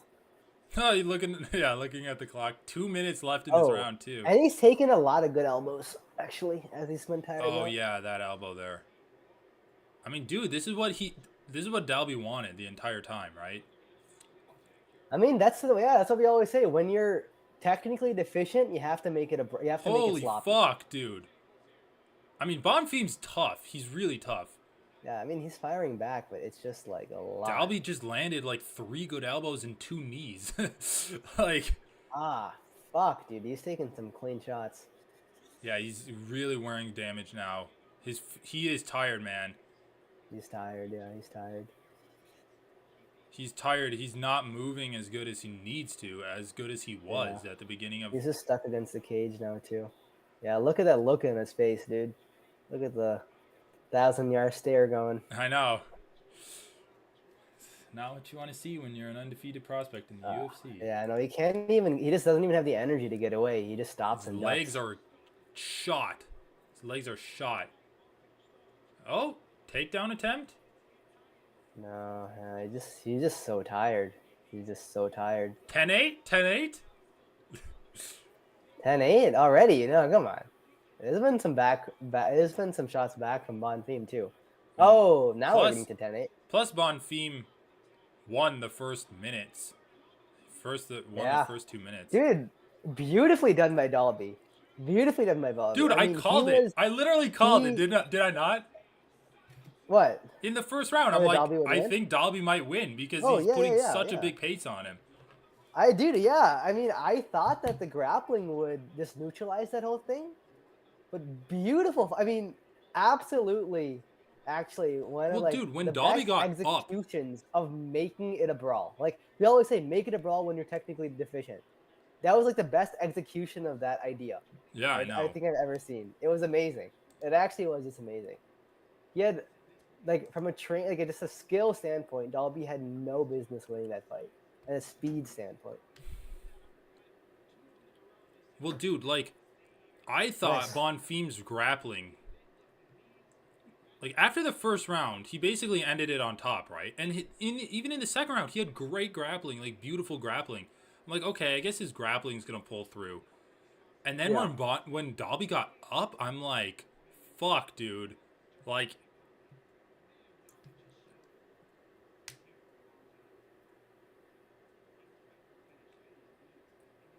yeah, dude, when he came out in the first 5 seconds were just insanity. I know. I'm like, okay, that's a strategy. He comes back from a takedown, too. Like, he got taken down and pounded and pinned to the ground the first round. And he comes back from all of that and still executes the guy has faith in his toughness and his cardio And you can see Yeah, why, yeah, because yeah. No, he had full faith in his. You have to have like complete faith in your cardio to do that. If you hesitate at all, that oh, am I gonna tire out? You're fucked. No, you have to like full steam it. yeah. Damn, that was sweet. That was sweet. That was fun. Yeah, that was pretty sweet. I mean, dude, every once in a while, I see a fight in MMA. I'm like, okay, this is a foregone conclusion. The guy's like 38 to 26. The Right. guy's like an undefeated hot prospect in his hometown. This is set up for him to win. And then, like, even when the fight starts, it's like, okay, well, he's putting pressure on him, but he's getting hit cleanly whenever he, like, moves forward. And then just, like, every once in a while, shit just pops off. I mean, Strickland Adesanya, Dalby versus Bonfim. I think the last time that I kind of felt like this, where it's like, okay, I don't know anything about MMA, is was Rodolfo Vieira versus Alexander Hernandez. Remember when the guy choked out the jiu-jitsu expert? And Rodolfo in the Yeah. first round Yeah, was that like was pretty good. murdering him. He was just like on him like a Yeah. bear. He was on him like a bear was on Leonardo DiCaprio.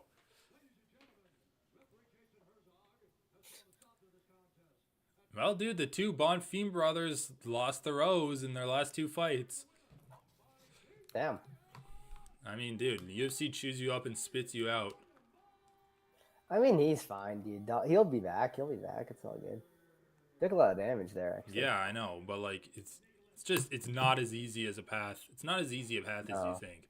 no, it's never is.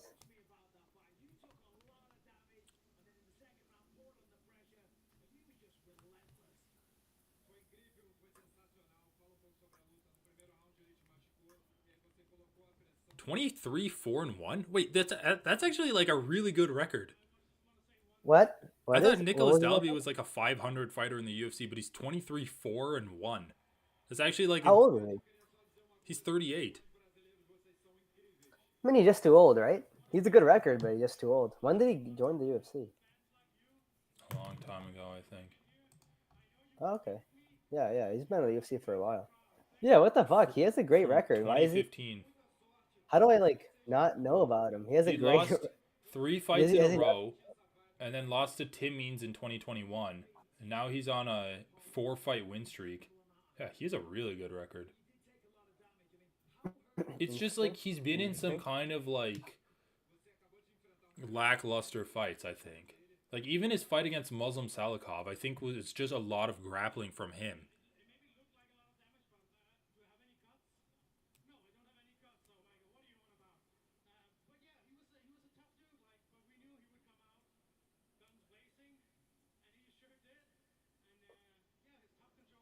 He came out guns Yeah, blazing. He was just trying to defend himself the I don't entire time. understand. I was like, no, I think you're the one. Yeah. Dude, that's just like a pit bull attacking a steak. It's just like, let me at it, let me at it, let me at it, let me at it. Thank you.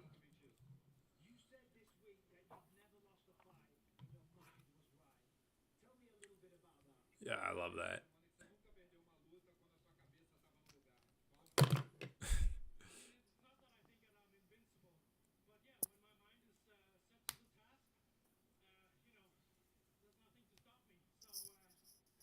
Non-falsifiable statement. It's like, what fight that you lose would your mind be set to the like would your mind be right in? It's like you can be like, oh well, I didn't see that one. My mind wasn't right.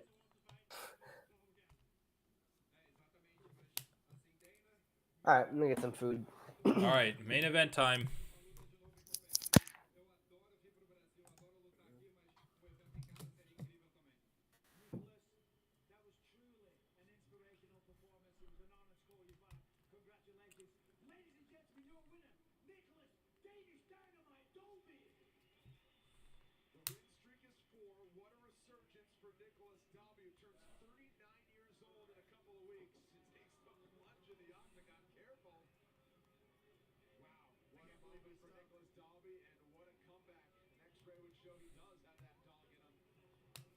Ah, Charles Dubronx.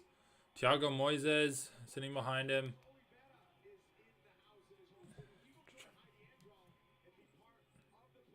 Charles is Nice looking girlfriend.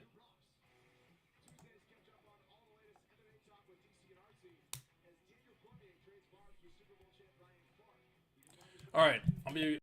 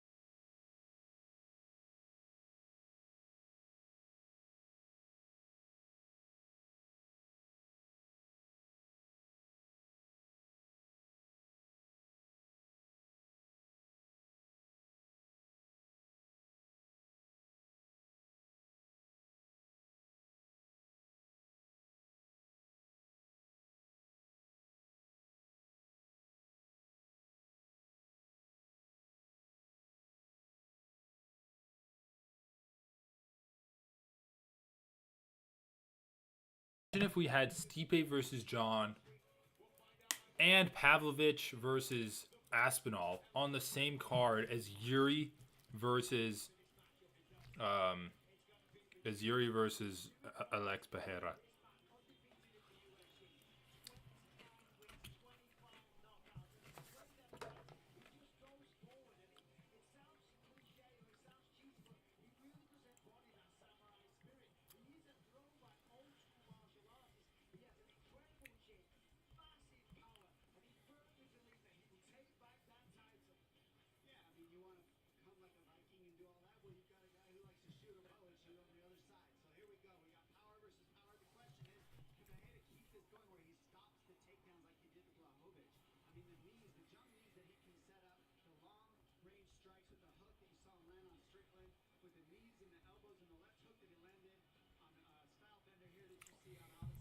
Oh, Alex. He's so good, man. He's so good.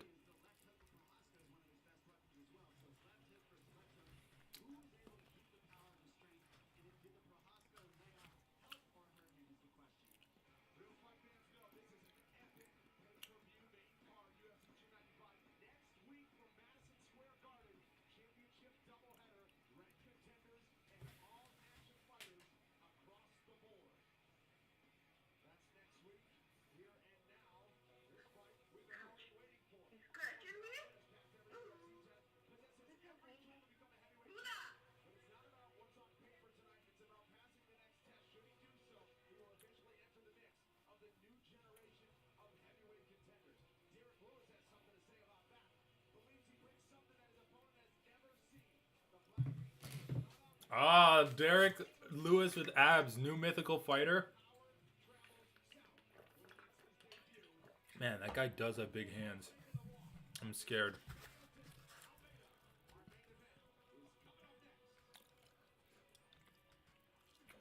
New mythical fighters. Hydrated Islam. Derrick Lewis with abs. What else? Concussed. Concussed Aljamain. I'm not sure I know this. All right. Assuming I didn't miss it. Nope, not yet. You just missed a promo for the next pay-per-view next week. Dude, what were the fighters that we were talking about? Hydrated Islam. What was the other mythical fighter that came out from the pay-per-view? From the Abu Dhabi card. Enlightened Chimaev. Oh yeah, Enlightened Chimaev. Enlightened Chimaev. I think if Lewis wins, then it's a new mythical fighter. Derrick Lewis with abs. Does he have abs today? He had abs in his last fight. Did he? Yeah. This is weird. It's almost like he had surgery to accentuate them. Or maybe he just lost fat. The guy has a ton of muscle. Alright, well, we'll see. We'll see if he has abs. They probably come and go like the morning tide.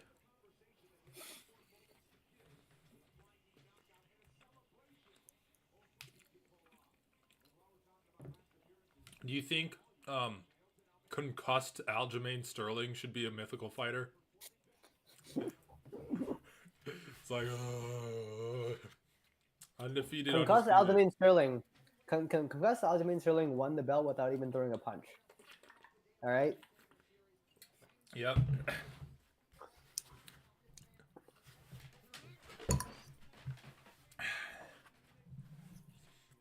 Dude, I want Derrick Lewis to win because he represents the fat boys, the big boys. Not every fucking UFC champion should be this muscle-bound freak like Almeida.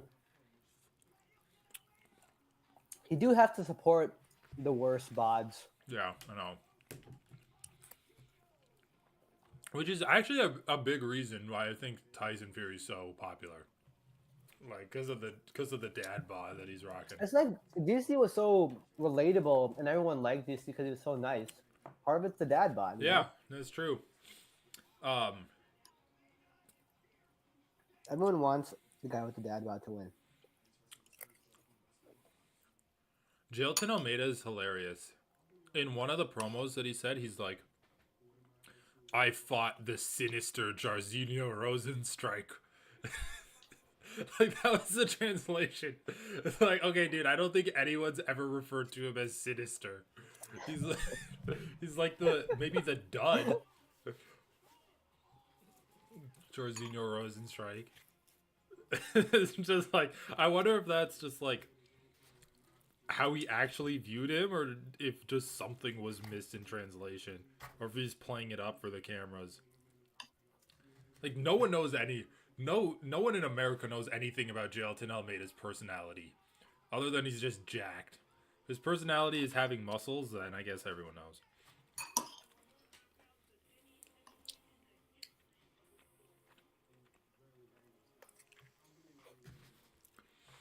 Dude, surprisingly, UFC released a video highlighting all of Derrick Lewis's knockouts. I think he has like 13 or something in the UFC. A surprisingly large amount of them came from him getting to mount on his opponents and just like raining down hammer fists, and the ref just stopping it. So if you can get Jailton mounted, if you can mount Almeida, But he never wrestles. Like how did he get the mount? I don't know, because they only showed the finishes. I think it's like he knocks them down and then mounts them. Yeah. But dude, if Derrick Lewis reverses position on Almeida, mounts him, and then TKOs him from mount, like, the guy needs to get a title shot. Fuck like Francis versus John Jones. We need the Black Beast versus the Bones.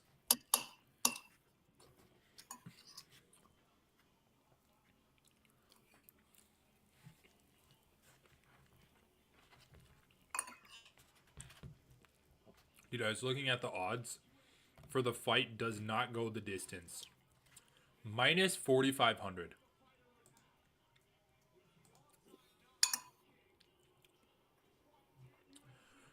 This is funny, dude. I joined this politics like debating Discord because one time Vosh was doing like an AMA basically, or like a quick debate through it. So you could jump in and like go and voice. And they're doing this thing where it's like, we're watching the UFC fight night. So they're watching it right now. I don't know like what it is. Yeah, debating the ethics of MMA. No, they said UFC fight and Overwatch streaming now. I guess it's like a Twitch link or something. Wait, it's a Discord event. What is this? What if I join it? What?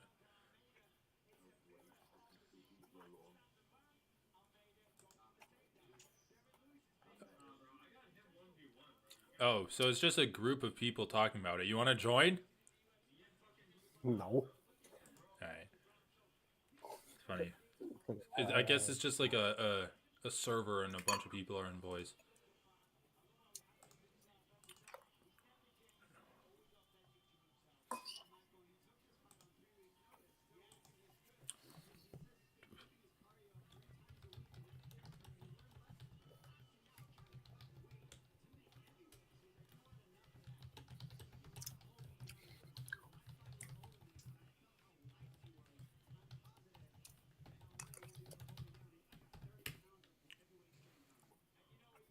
Alright, does he have abs? Man, not really. His abs look like my abs. You can't really see. You can see the square, like the big square. You can squint. He's got abs if you squint. Dude, it is unfortunate for Jailton. He's like in between weight classes. Yeah. Do you think there's any merit to the idea that they should do like a 220-pound weight class and then just like maybe I think so. Super heavyweight up to like 285 or 205? something? I mean, 185 to 205 is too big a jump. 205 to 265 is just too big a jump as well. Add 165, then change 170 to 175. That's one added weight class. Add 195. That's two added. And then add a 225. Yeah, I agree. And then what would the weight limit be for heavyweight? No, same, 265. Yeah, I guess. Maybe 275. Dude, they're fat enough that 265. It's not At this point, you're just doing it to try to keep people in shape. I know. It's exactly what I'm doing.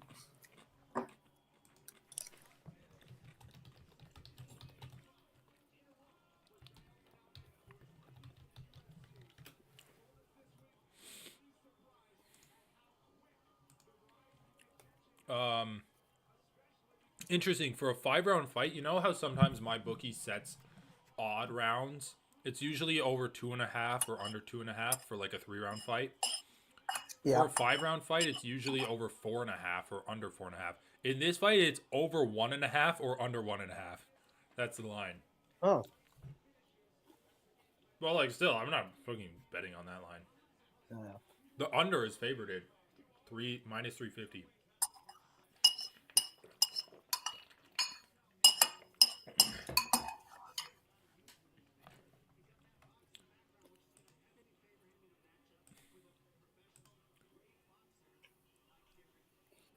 Derrick Lewis is a great boxer.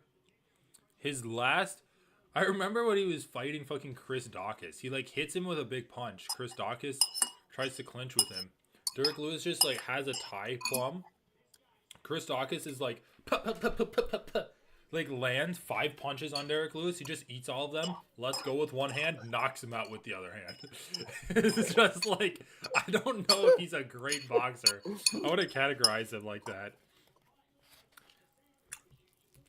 I mean, if knockout power is great boxing, then he's one of the best boxers in the world. I mean, definitely a component.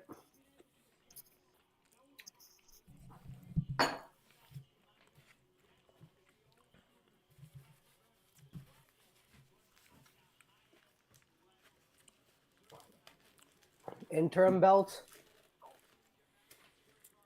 Yeah. All right, fair enough. Like, dude, I hear people shitting about the interim belt. I'm like, why the fuck do you care? The belt is just a symbol anyway. Like, John Jones and Stipe are both going to retire after their fight. Just let them have the belt. Yeah, that's fair. I don't care much about the interim belt. I never get as mad as it seems like most people do. Well, I just, like, my opinion is the more belts, Sometimes the better. sometimes I'm not. Yeah, sometimes I don't really get it. Like, I mean, there is a lack of consistency. There's a lack of consistency for sure, but the like interim belt with Francis and Derrick Lewis and Cyril Gane was kind of stupid. I don't know. I don't care, I guess. Yeah, I don't care. Like, just let them get the belt and get paid more in their next fight.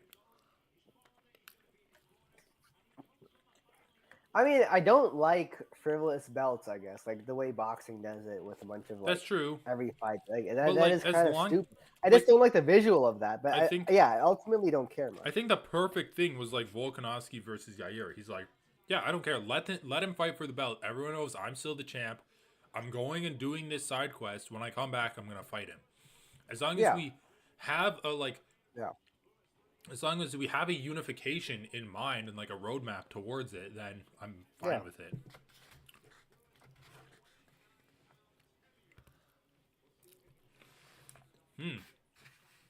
29 pounds heavier. Damn.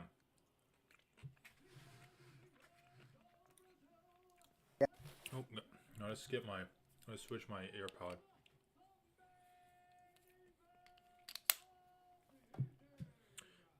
Try talking real quick. Give me a test. Yo, can you hear me? Can you hear me? Yeah, hold on 1 second.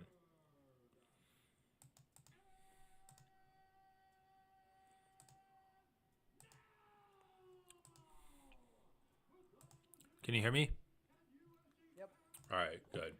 My AirPod died, and it like somehow my AirPod dying fucked up my microphone too, and it made the microphone through my other AirPod.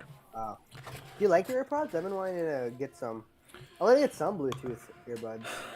I don't like my current ones. I like them because like when I'm working, they're nice to listen to podcasts and stuff. But if I was gonna do like working out, like physical activity, I would prefer like wraparound headphones to just stay on the head better. Yeah, I don't like wraparound headphones. Oh yeah, I mean they can be fine. But I also don't have like the ones with the rubber tip on them. Oh yeah. So maybe that would help. But again, I still like. I've worn headphones with rubber tips before. I think that like Bluetooth headphones just stay on the head better. Yeah. Just do this. Like get those sound mufflers over your AirPods. Oh, I It's like think we're getting some audio of the stream. Oh, Your stream. all right. But, I'm gonna turn it down. Hopefully Hopefully that will fix it up.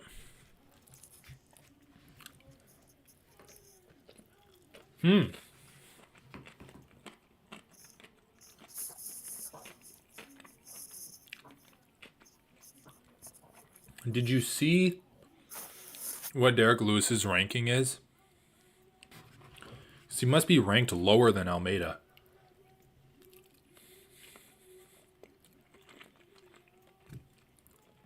Which I guess makes sense because he was originally supposed to be fighting Curtis Blades.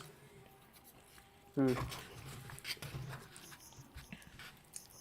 right, let's see if Jailton opens up with his front kick double leg. Of course he will. I want to see how long he can do it before someone like comes out with a counter to it, or how stubborn he is with it. Just like keeps doing it every time. I think he's going to strike a bit with Derrick Lewis, but I bet you anything, his first takedown will be a snap front kick to a double leg. Like, I don't think he's going to come out and do it immediately, but I think that will be his first takedown. His entrance will be front kick and double leg. That's what you say. Yeah. All right, bold call. Let's see. Not that bold, I guess, but I'll say about 80 seconds in, he'll go for the shot. Wow, getting specific. I like it. Let's see if I'm right. Well, his first strike was the front kick. It wasn't. It wasn't really the combo front kick double leg. Damn it. And it was 20 seconds in. Damn it. But you had the right spirit. I was off by a minute.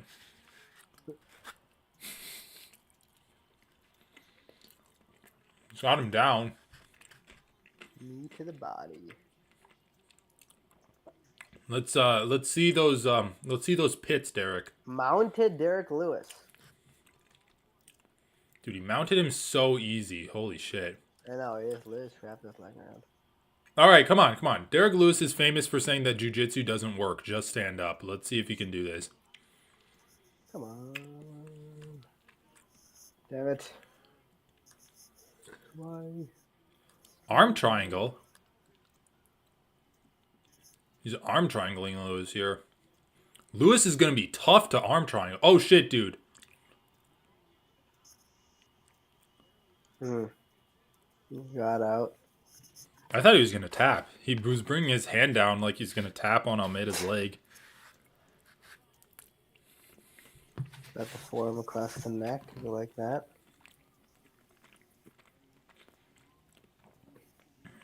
And he has 3 minutes. He can play a little bit of safer here. Lewis just seems so fucking, like, bored. He's like, okay, we're doing this now. I have 5 rounds. He's staying calm, sure. He's going to try to pull out, like, what he did to Volkov.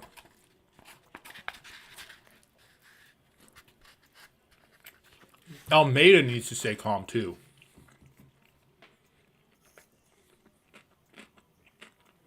Okay, takes the back. Like, at this point, this is Almeida's fight to lose. He cannot get overexcited and chase a finish that's not going to work.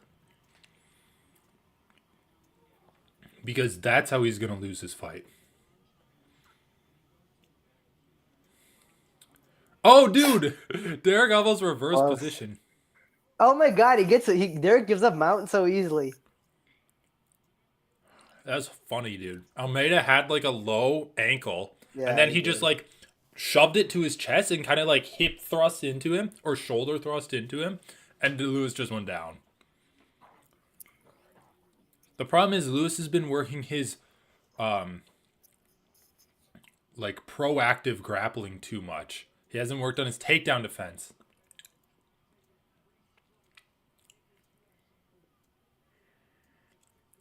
If I were Almeida, I would honestly try to armbar him. Maybe at the end of the round when you're not worried so much about losing position. Oh, looks like he's going for it. Oh, no. Back to the arm triangle.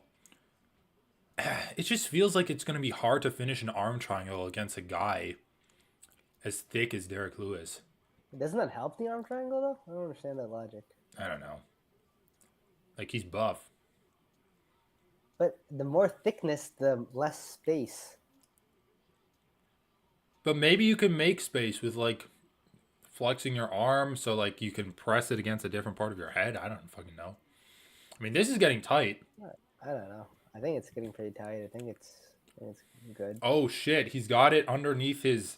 He's got it in the crook of his elbow. Nice. He's doing it for mount, too. Like... Yeah, but he's a lot of sweat, and Derrick Lewis. I guess Derrick Lewis doesn't feel it at all because he's just waiting for an opportunity to hit bump. I mean, remember, Sergey Spivak choked him out with, like, a buggy choke. In the first round.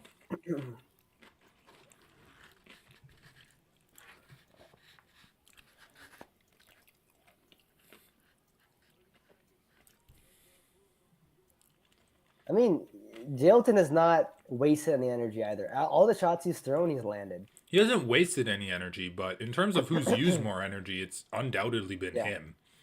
Yeah, for sure. The only energy you can say he's wasted is, like, squeeze power in trying to finish some of those submissions. But you can't even blame him for doing that. Like, holy shit, that was crazy. Oh, God, dude. Those elbows were, Yeah, they were good. They were good. Yeah, they were good.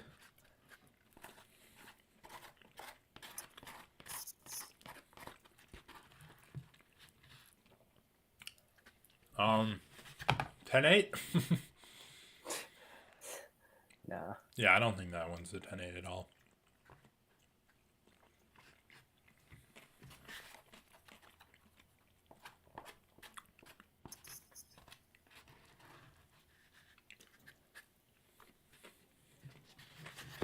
All right, let's see the corner work. I'm going to turn it up.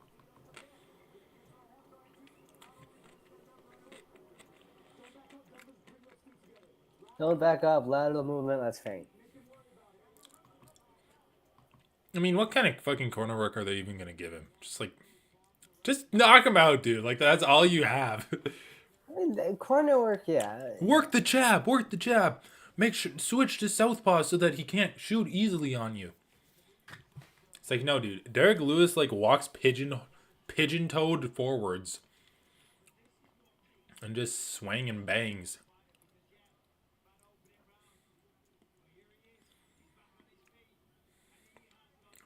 Oh, wait, let me ask you this, though. For how dominant a position Almeida got, were you disappointed in his lack of, like, aggressive output? I just thought he was being patient, not wasting too much energy. Derrick Lewis was tying up his hands. I liked him just... I liked the efficiency of that round. I liked it, too, but to me, it just seemed like, wow, that was a slick response to that overhand. Or to that, like, big right hand. It's very good timing. To me, though, I want to see less... Once the first submission attempt failed from Almeida, I wanted to see him either trying other submission attempts or abandoning them and going for ground and pound. Because you need to set yourself up for success. Going back and forth from submissions to ground and pound. Like, it's fine. The thing is, we've seen now multiple times, even in this fight, like, the guy wins the first round, deals a lot of damage, but in the process gassing himself, and it costs him later on. Like Renat, for example. Yeah, I mean, it's fine. Like, it's a 5-round fight. It's a 5-round fight. He needs to play it smart. He probably can't, like, he's so muscled too. He doesn't have, like, infinite cardio either. I just don't think this arm triangle is going to work. No, but he's just banking rounds. That's true. I mean, the arm triangle was pretty tight too. No, it was. And Derrick Lewis, like, he's actually... But I still think it's just, like, the objectively right decision to be like, okay, the arm triangle was tight, but he got out of it. Instead of trying it again and a third time, let me beat him up a little bit and then maybe try it. Like, let me actually change the playing field so that I have a better chance of getting it in the future rather than just trying it again and again. Yeah, I get what you're saying. I think like I don't get so detailed about my criticisms of fighters' decisions, like in a fight, when like in the middle of the action, like for the situation he's in, he's making good decisions. He's tried to arm triangle him twice, Samyak. He needs to smarten up.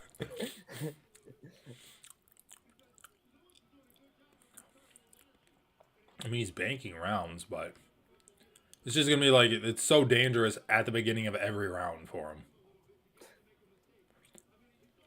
Dude, it looks like there's a reflection of the word UFC on Derrick Lewis's head. I know what I was. Yeah, what's that sticker thing? Or It says UF. UF. Yeah. Is it actually a sticker?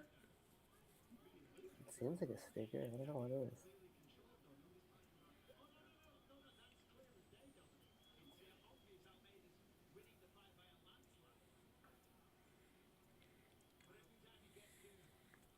Wait, like here I want a little more activity from Almeida. Like I know that it just seems to me like he's such a better grappler than Lewis.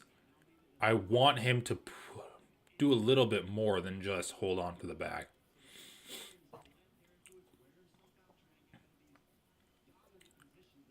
The thing is, like, Dominic Cruz is saying, oh, let Lewis wear himself out trying to get out of these dominant positions. He's just not doing that. He's not trying to get out of the dominant positions. Exactly. So it's up to you to now, like, But no, then that's what I disagree with. That's the thing. If the guy on bottom is not trying, and he's just passively losing, then the burden isn't on you to expend more energy to make him lose faster and risk no, your I'm not advantage saying, like, altogether. that's the burden. Like, I'm not saying in a ethical sense or whatever, or like I a get, performance sense, but I'm just saying I know what you mean. for the sake of Almeida, it should be on, like, you're not tiring No, him but out even by being in this. strategically, even strategically, if a guy is passively losing, shouldn't you just let him passively lose? No, I don't think so. And I'll tell you why. If you're in a position to make him lose more than just passively lose, like damage him Yeah, and give yourself a better chance of repeating this in the next round, you should take it. If that's fair. But like, what if the cost is energy, and in a 5 round fight, and also just risking your position altogether? energy, I'll grant you energy, but what the fuck? What? What the Did you fuck see just the fly happened? in the background? What happened? What? Why'd they stop it? Oh, was that the round? Yeah, right now, dude. Oh, okay. I was so confused. I'm like, did they stop the fight? Like, that is what I want to see more of. I want to see him hurt Lewis when he gets in these Yeah. dominant positions because it will But make. dude, it's the second round of a 5 round fight. Like, I think we'll get there more too as we get to third, fourth, fifth. No, And Derek Lewis is fading. Like he's just demoralized too. Look at his face in the corner. whatever. I'm sure people said he was demoralized when he knocked out Alexander Volkov in the 5th round. I Dude, don't. people go back to that fight. That fight was a long time ago. No, Okay, but he did also fine, you do got that it. against like someone else in like the 3rd round of their fight where he's getting his ass beaten.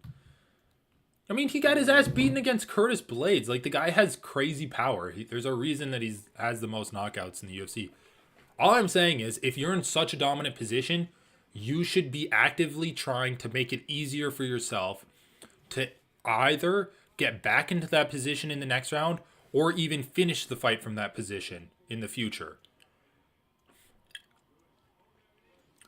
Like, just.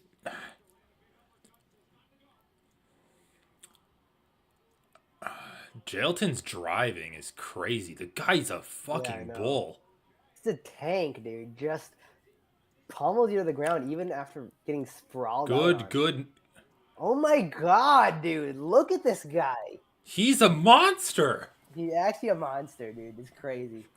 He actually landed a extremely good knee in the clinch, and then he's just like, "Okay, I'm not even past your guard. Mount like in one step." I mean, this is like a showcase fight. Like actually seeing it play out, it's like, okay, just a fucking ball of a guy versus a bull that just will like refuse to stop wrestling.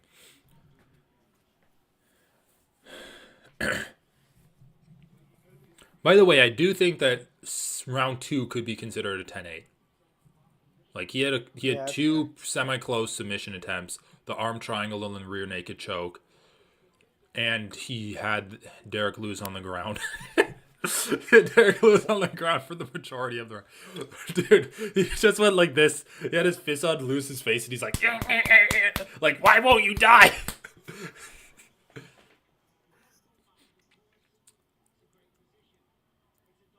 If he can TKO Derrick Lewis, that'd be a huge feather in his cap. Yeah, it would be. I do think Derrick Lewis is like defending this mount position in the worst way possible. Like reaching his hand. Dude, in jiu-jitsu. Oh, fell down.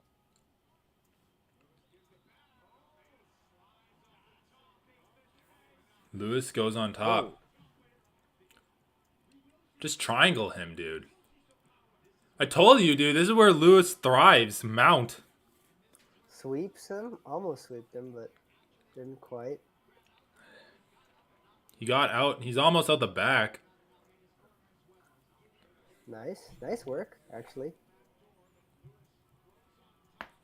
Dogfight position. Goes for like a little bit of a sweep again. But the leg, he still had the leg caught under between his. Wow, that was sweet, dude. I need to go back and that rewatch was this sweet. because that was just that was a sweet grappling exchange. Because he had him like in a dogfight position, but he had the leg between his legs, which is like a thing that they taught me in jiu-jitsu, where like that's a good dogfight position if you can control their leg. Yeah. And then he like almost like swept him and then reversed the sweep and forced him onto his back. All right. But like, come on, man. You got to go for some ground and pound. I don't know. Is he tired? What's going on? He must be tired, too. Yeah, dude. He's like benching 270 pounds every time he's taking Lewis down, and Lewis sprawls on him and he's like driving through.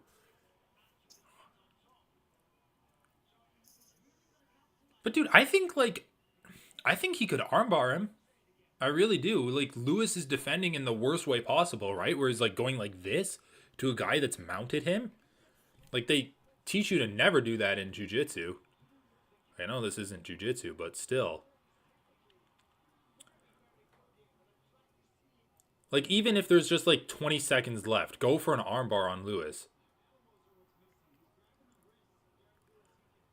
Yeah, Dominic Cruz is right. Almeida should go for more elbows. Oh. Yeah. No, I'm agreeing with you more. Especially, like, each round that passes, it's like, okay, you have less and less time to make something happen. In the he is beginning, winning I get the fight, it because so. you have more time. No, I know, but you want to finish, and also, like, you don't have to care about your gas tank as much the closer you are to the end, right? Look at this control time. 4:27, 4:19, 3:08.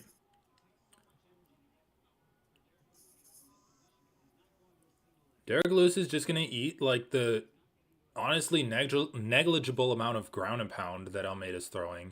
He should be kneeing Lewis in the ribs right now. Yeah, he actually did that in the first round. I don't know why he stopped. Like, stop headhunting, dude. Just, like, make him hurt. But I think he did hurt Lewis there. Yeah. One punch that made Lewis turn over was good. All right, well, he still has 10 minutes, and it looks like he's making an impact on Lewis. Throws him to the ground at the end. That's kind of cold. That is like shades of John Jones dropping the lifeless body of Lyoto Machida. Yeah, I know. Okay, but dude, Almeida's actually exhausted. He's exhausted. Derrick Lewis is just dejected, though. Look at that. Almeida's cut, too. This is actually a crazy fight because still anything can happen. Like, okay, I want to see this grappling. So he gets the leg, goes for like a waist. Oh wait, that was a different spot, I think. So he falls off and he's just tired, man. Lewis actually landed some good shots here. Yeah, he landed some big shots, and then he has the leg and he just like drives him back to the ground.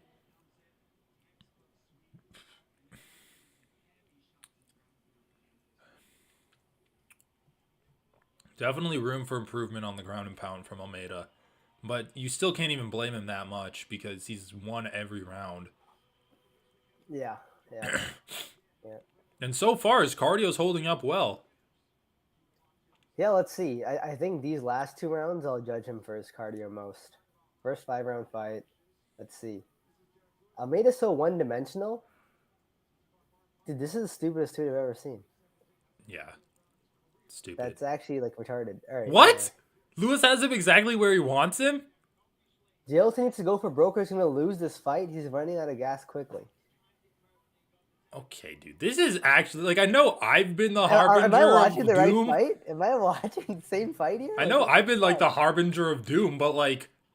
Dude, he's actually doing fine. Lewis is getting taken down easier every round. Yeah. Like, did I you... don't understand. Like, he's up 3 rounds. He needs to survive to like, win. arguably 10-8s every round. I think that those series of tweets might be like the dumbest tweets in succession I've ever seen. They were all the same tweet.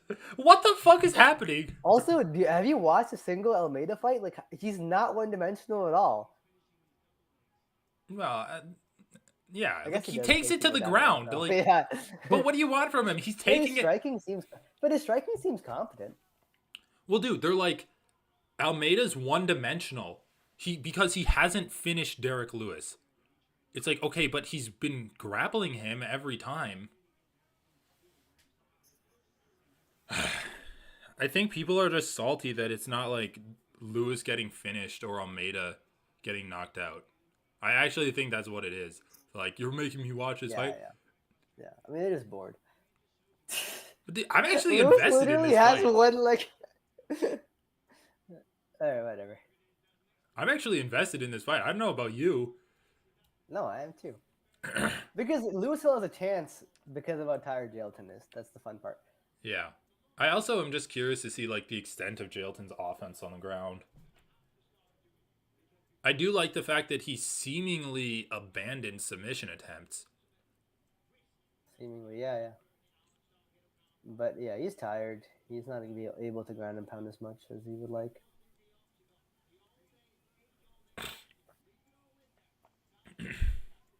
He's got to just take his back and flatten Lewis out with both hooks in and then try to choke him out. That's probably the highest success path to victory. Look at Lewis, dude. He's literally laying like a beached whale. I know. This might be the round, dude. He At still one has point, 2 minutes left. He's just like punching him in the stomach. I like it. Okay, dude. He's turning his back. But Lewis is literally just rolling his ground defense to make Jailton, scramble for a second to stay on top. Which, I mean, if you're 270 pounds or whatever, it's Oh, look at his leg. That does not look comfortable. Okay, it just popped out. Almeida's got a good choking opportunity here. But again, like, you want him flattened out. You don't want him on top of you necessarily. Too much area, too much space for him to move. Look, yeah, he's trying to flatten him out there. That's cool. He opts for like a half guard from back control, like from bottom back.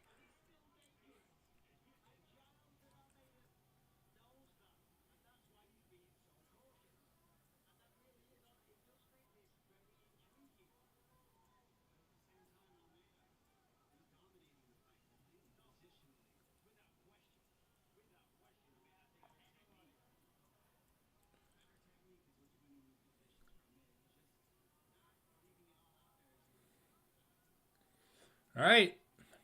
We'll see what he can do in this last 5.5 minutes.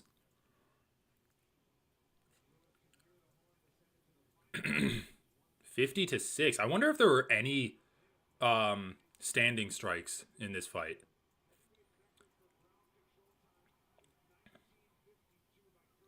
It's funny, why does Derrick Lewis always try to stand up at the end of the round? It's like, this is when you wouldn't want to try to stand up. Unless it's just like Jailton gets a little crazier at the end of the round. Dude, yeah, those tweets were insane. Like seeing how this round played out, but also Yeah, before very seeing how the crazy. round But played out. even seeing the round, like if the round was even, or even if he lost the round but just like survived and wasn't didn't look like he was gonna get finished, it would have been good for Jailton.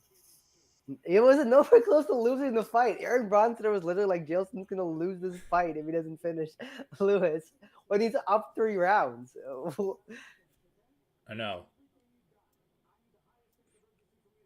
All right, well, I don't think any of those are really 10-8s just because like the output wasn't there. Yeah, that's fine. Like it was dominant grappling, but he didn't really have the dominant ground and pound or submission attempts.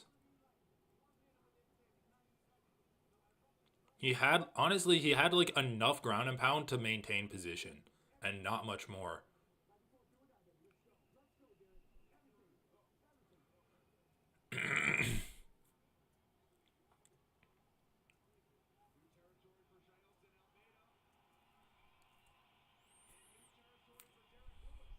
Derrick Lewis never been to a 5th round, really?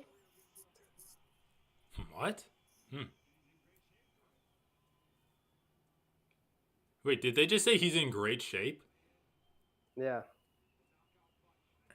Okay, dude. I don't know. Enough of this Brazilian love. Just like punch each other. You can hug after the fight. I know, dude.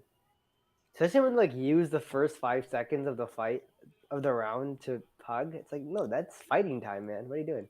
Dude, if Derrick Lewis knocks him out with an uppercut, that'd be fucking crazy.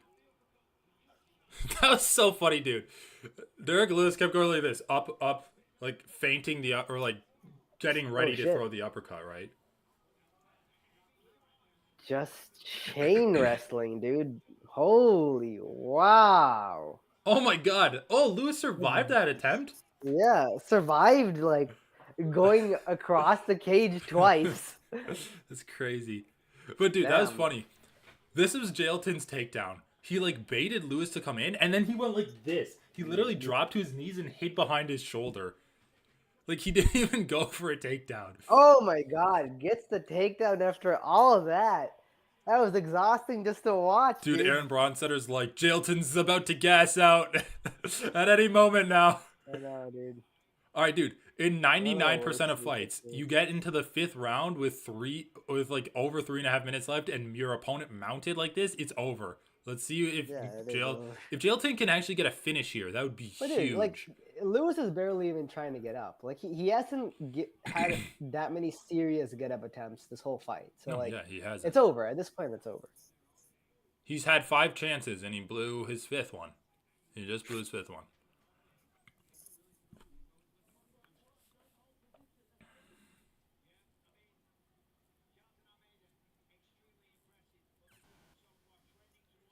All right, let me hear what the commentary is saying. Are they criticizing him?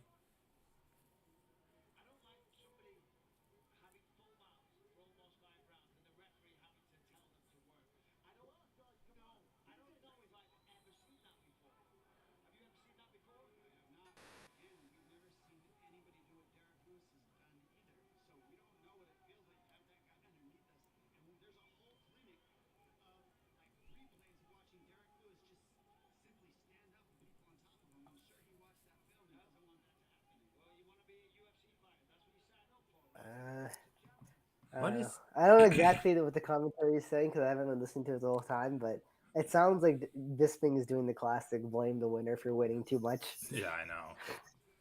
And then Dominic Cruz is like, well, maybe Lewis can stand up. I mean, I think it's harder to do anything when your opponent's just lying there. Like, if you just all your opponent's doing is tying up your hands without trying to get up, yeah, the fight's gonna be more static. Dude, holy shit. Mark Goddard, like, saying to work is crazy. I know. I mean, Jailton gave up mount just so you could knee Derrick Lewis's ribs from side control. It's like, fuck it.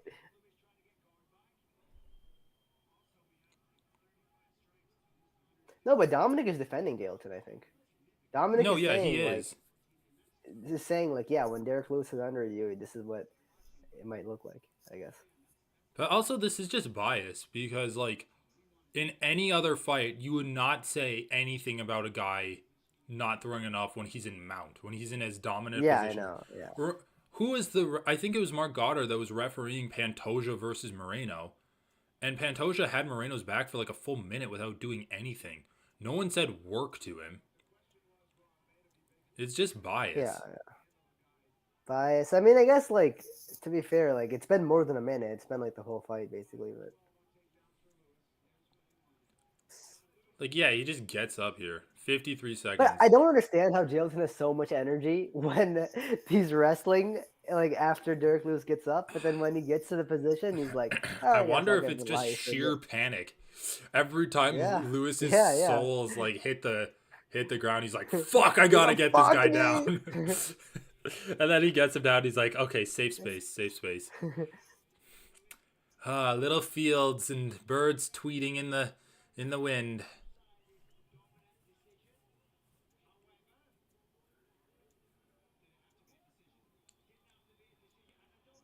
Dude, fuck the commentary. You get in there and fight Derrick Lewis then. You're saying that it didn't have to be a decision. Yeah, I wanted to see more ground and pound from Almeida, but I also can't blame him if he's just winning this fight 50-40, probably 50-44. Like, dude, he just embarrassed Lewis. He embarrassed him, bro.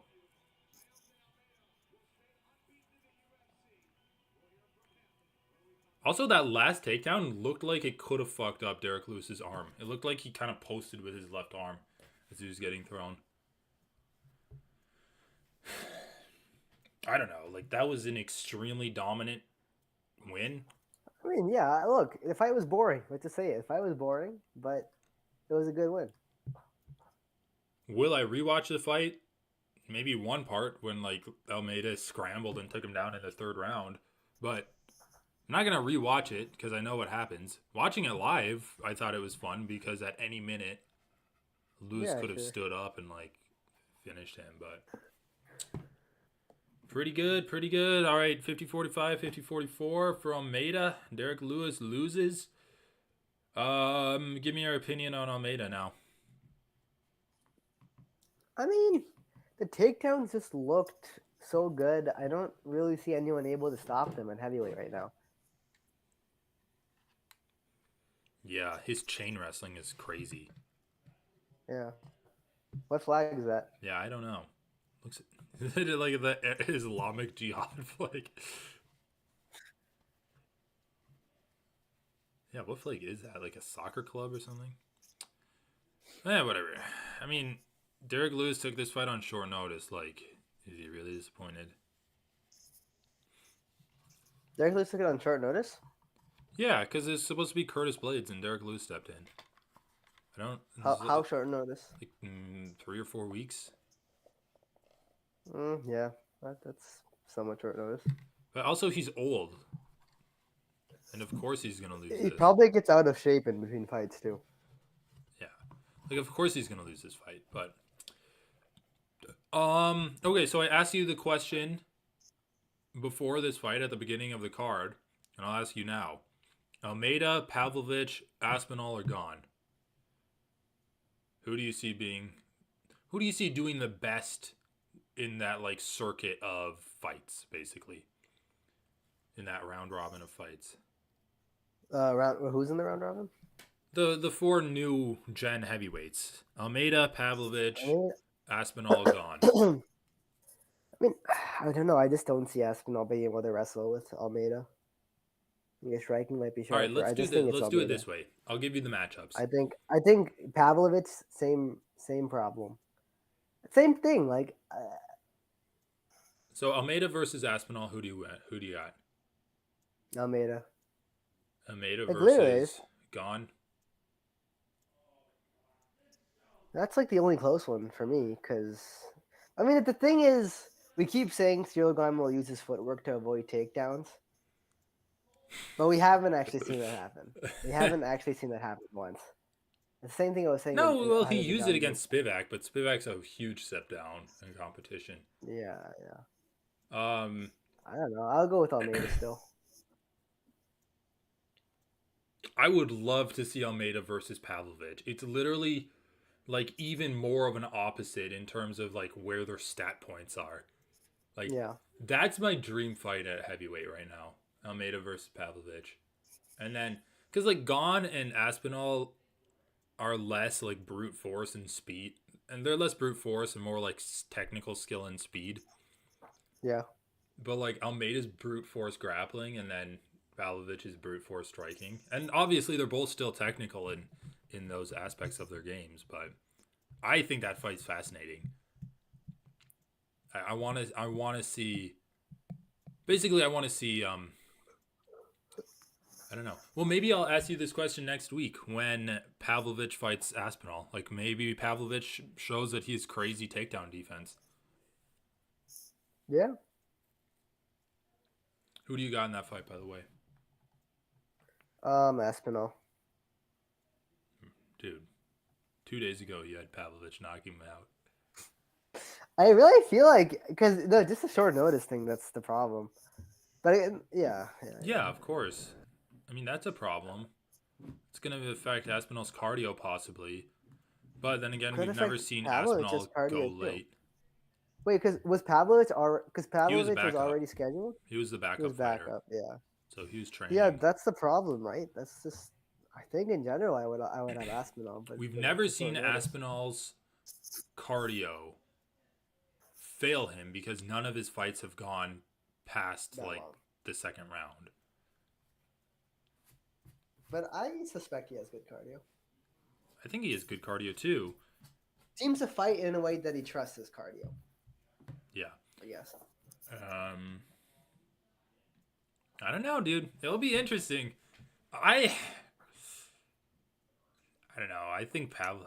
Ears are hurting, I think, from these earbuds. All right, I'm gonna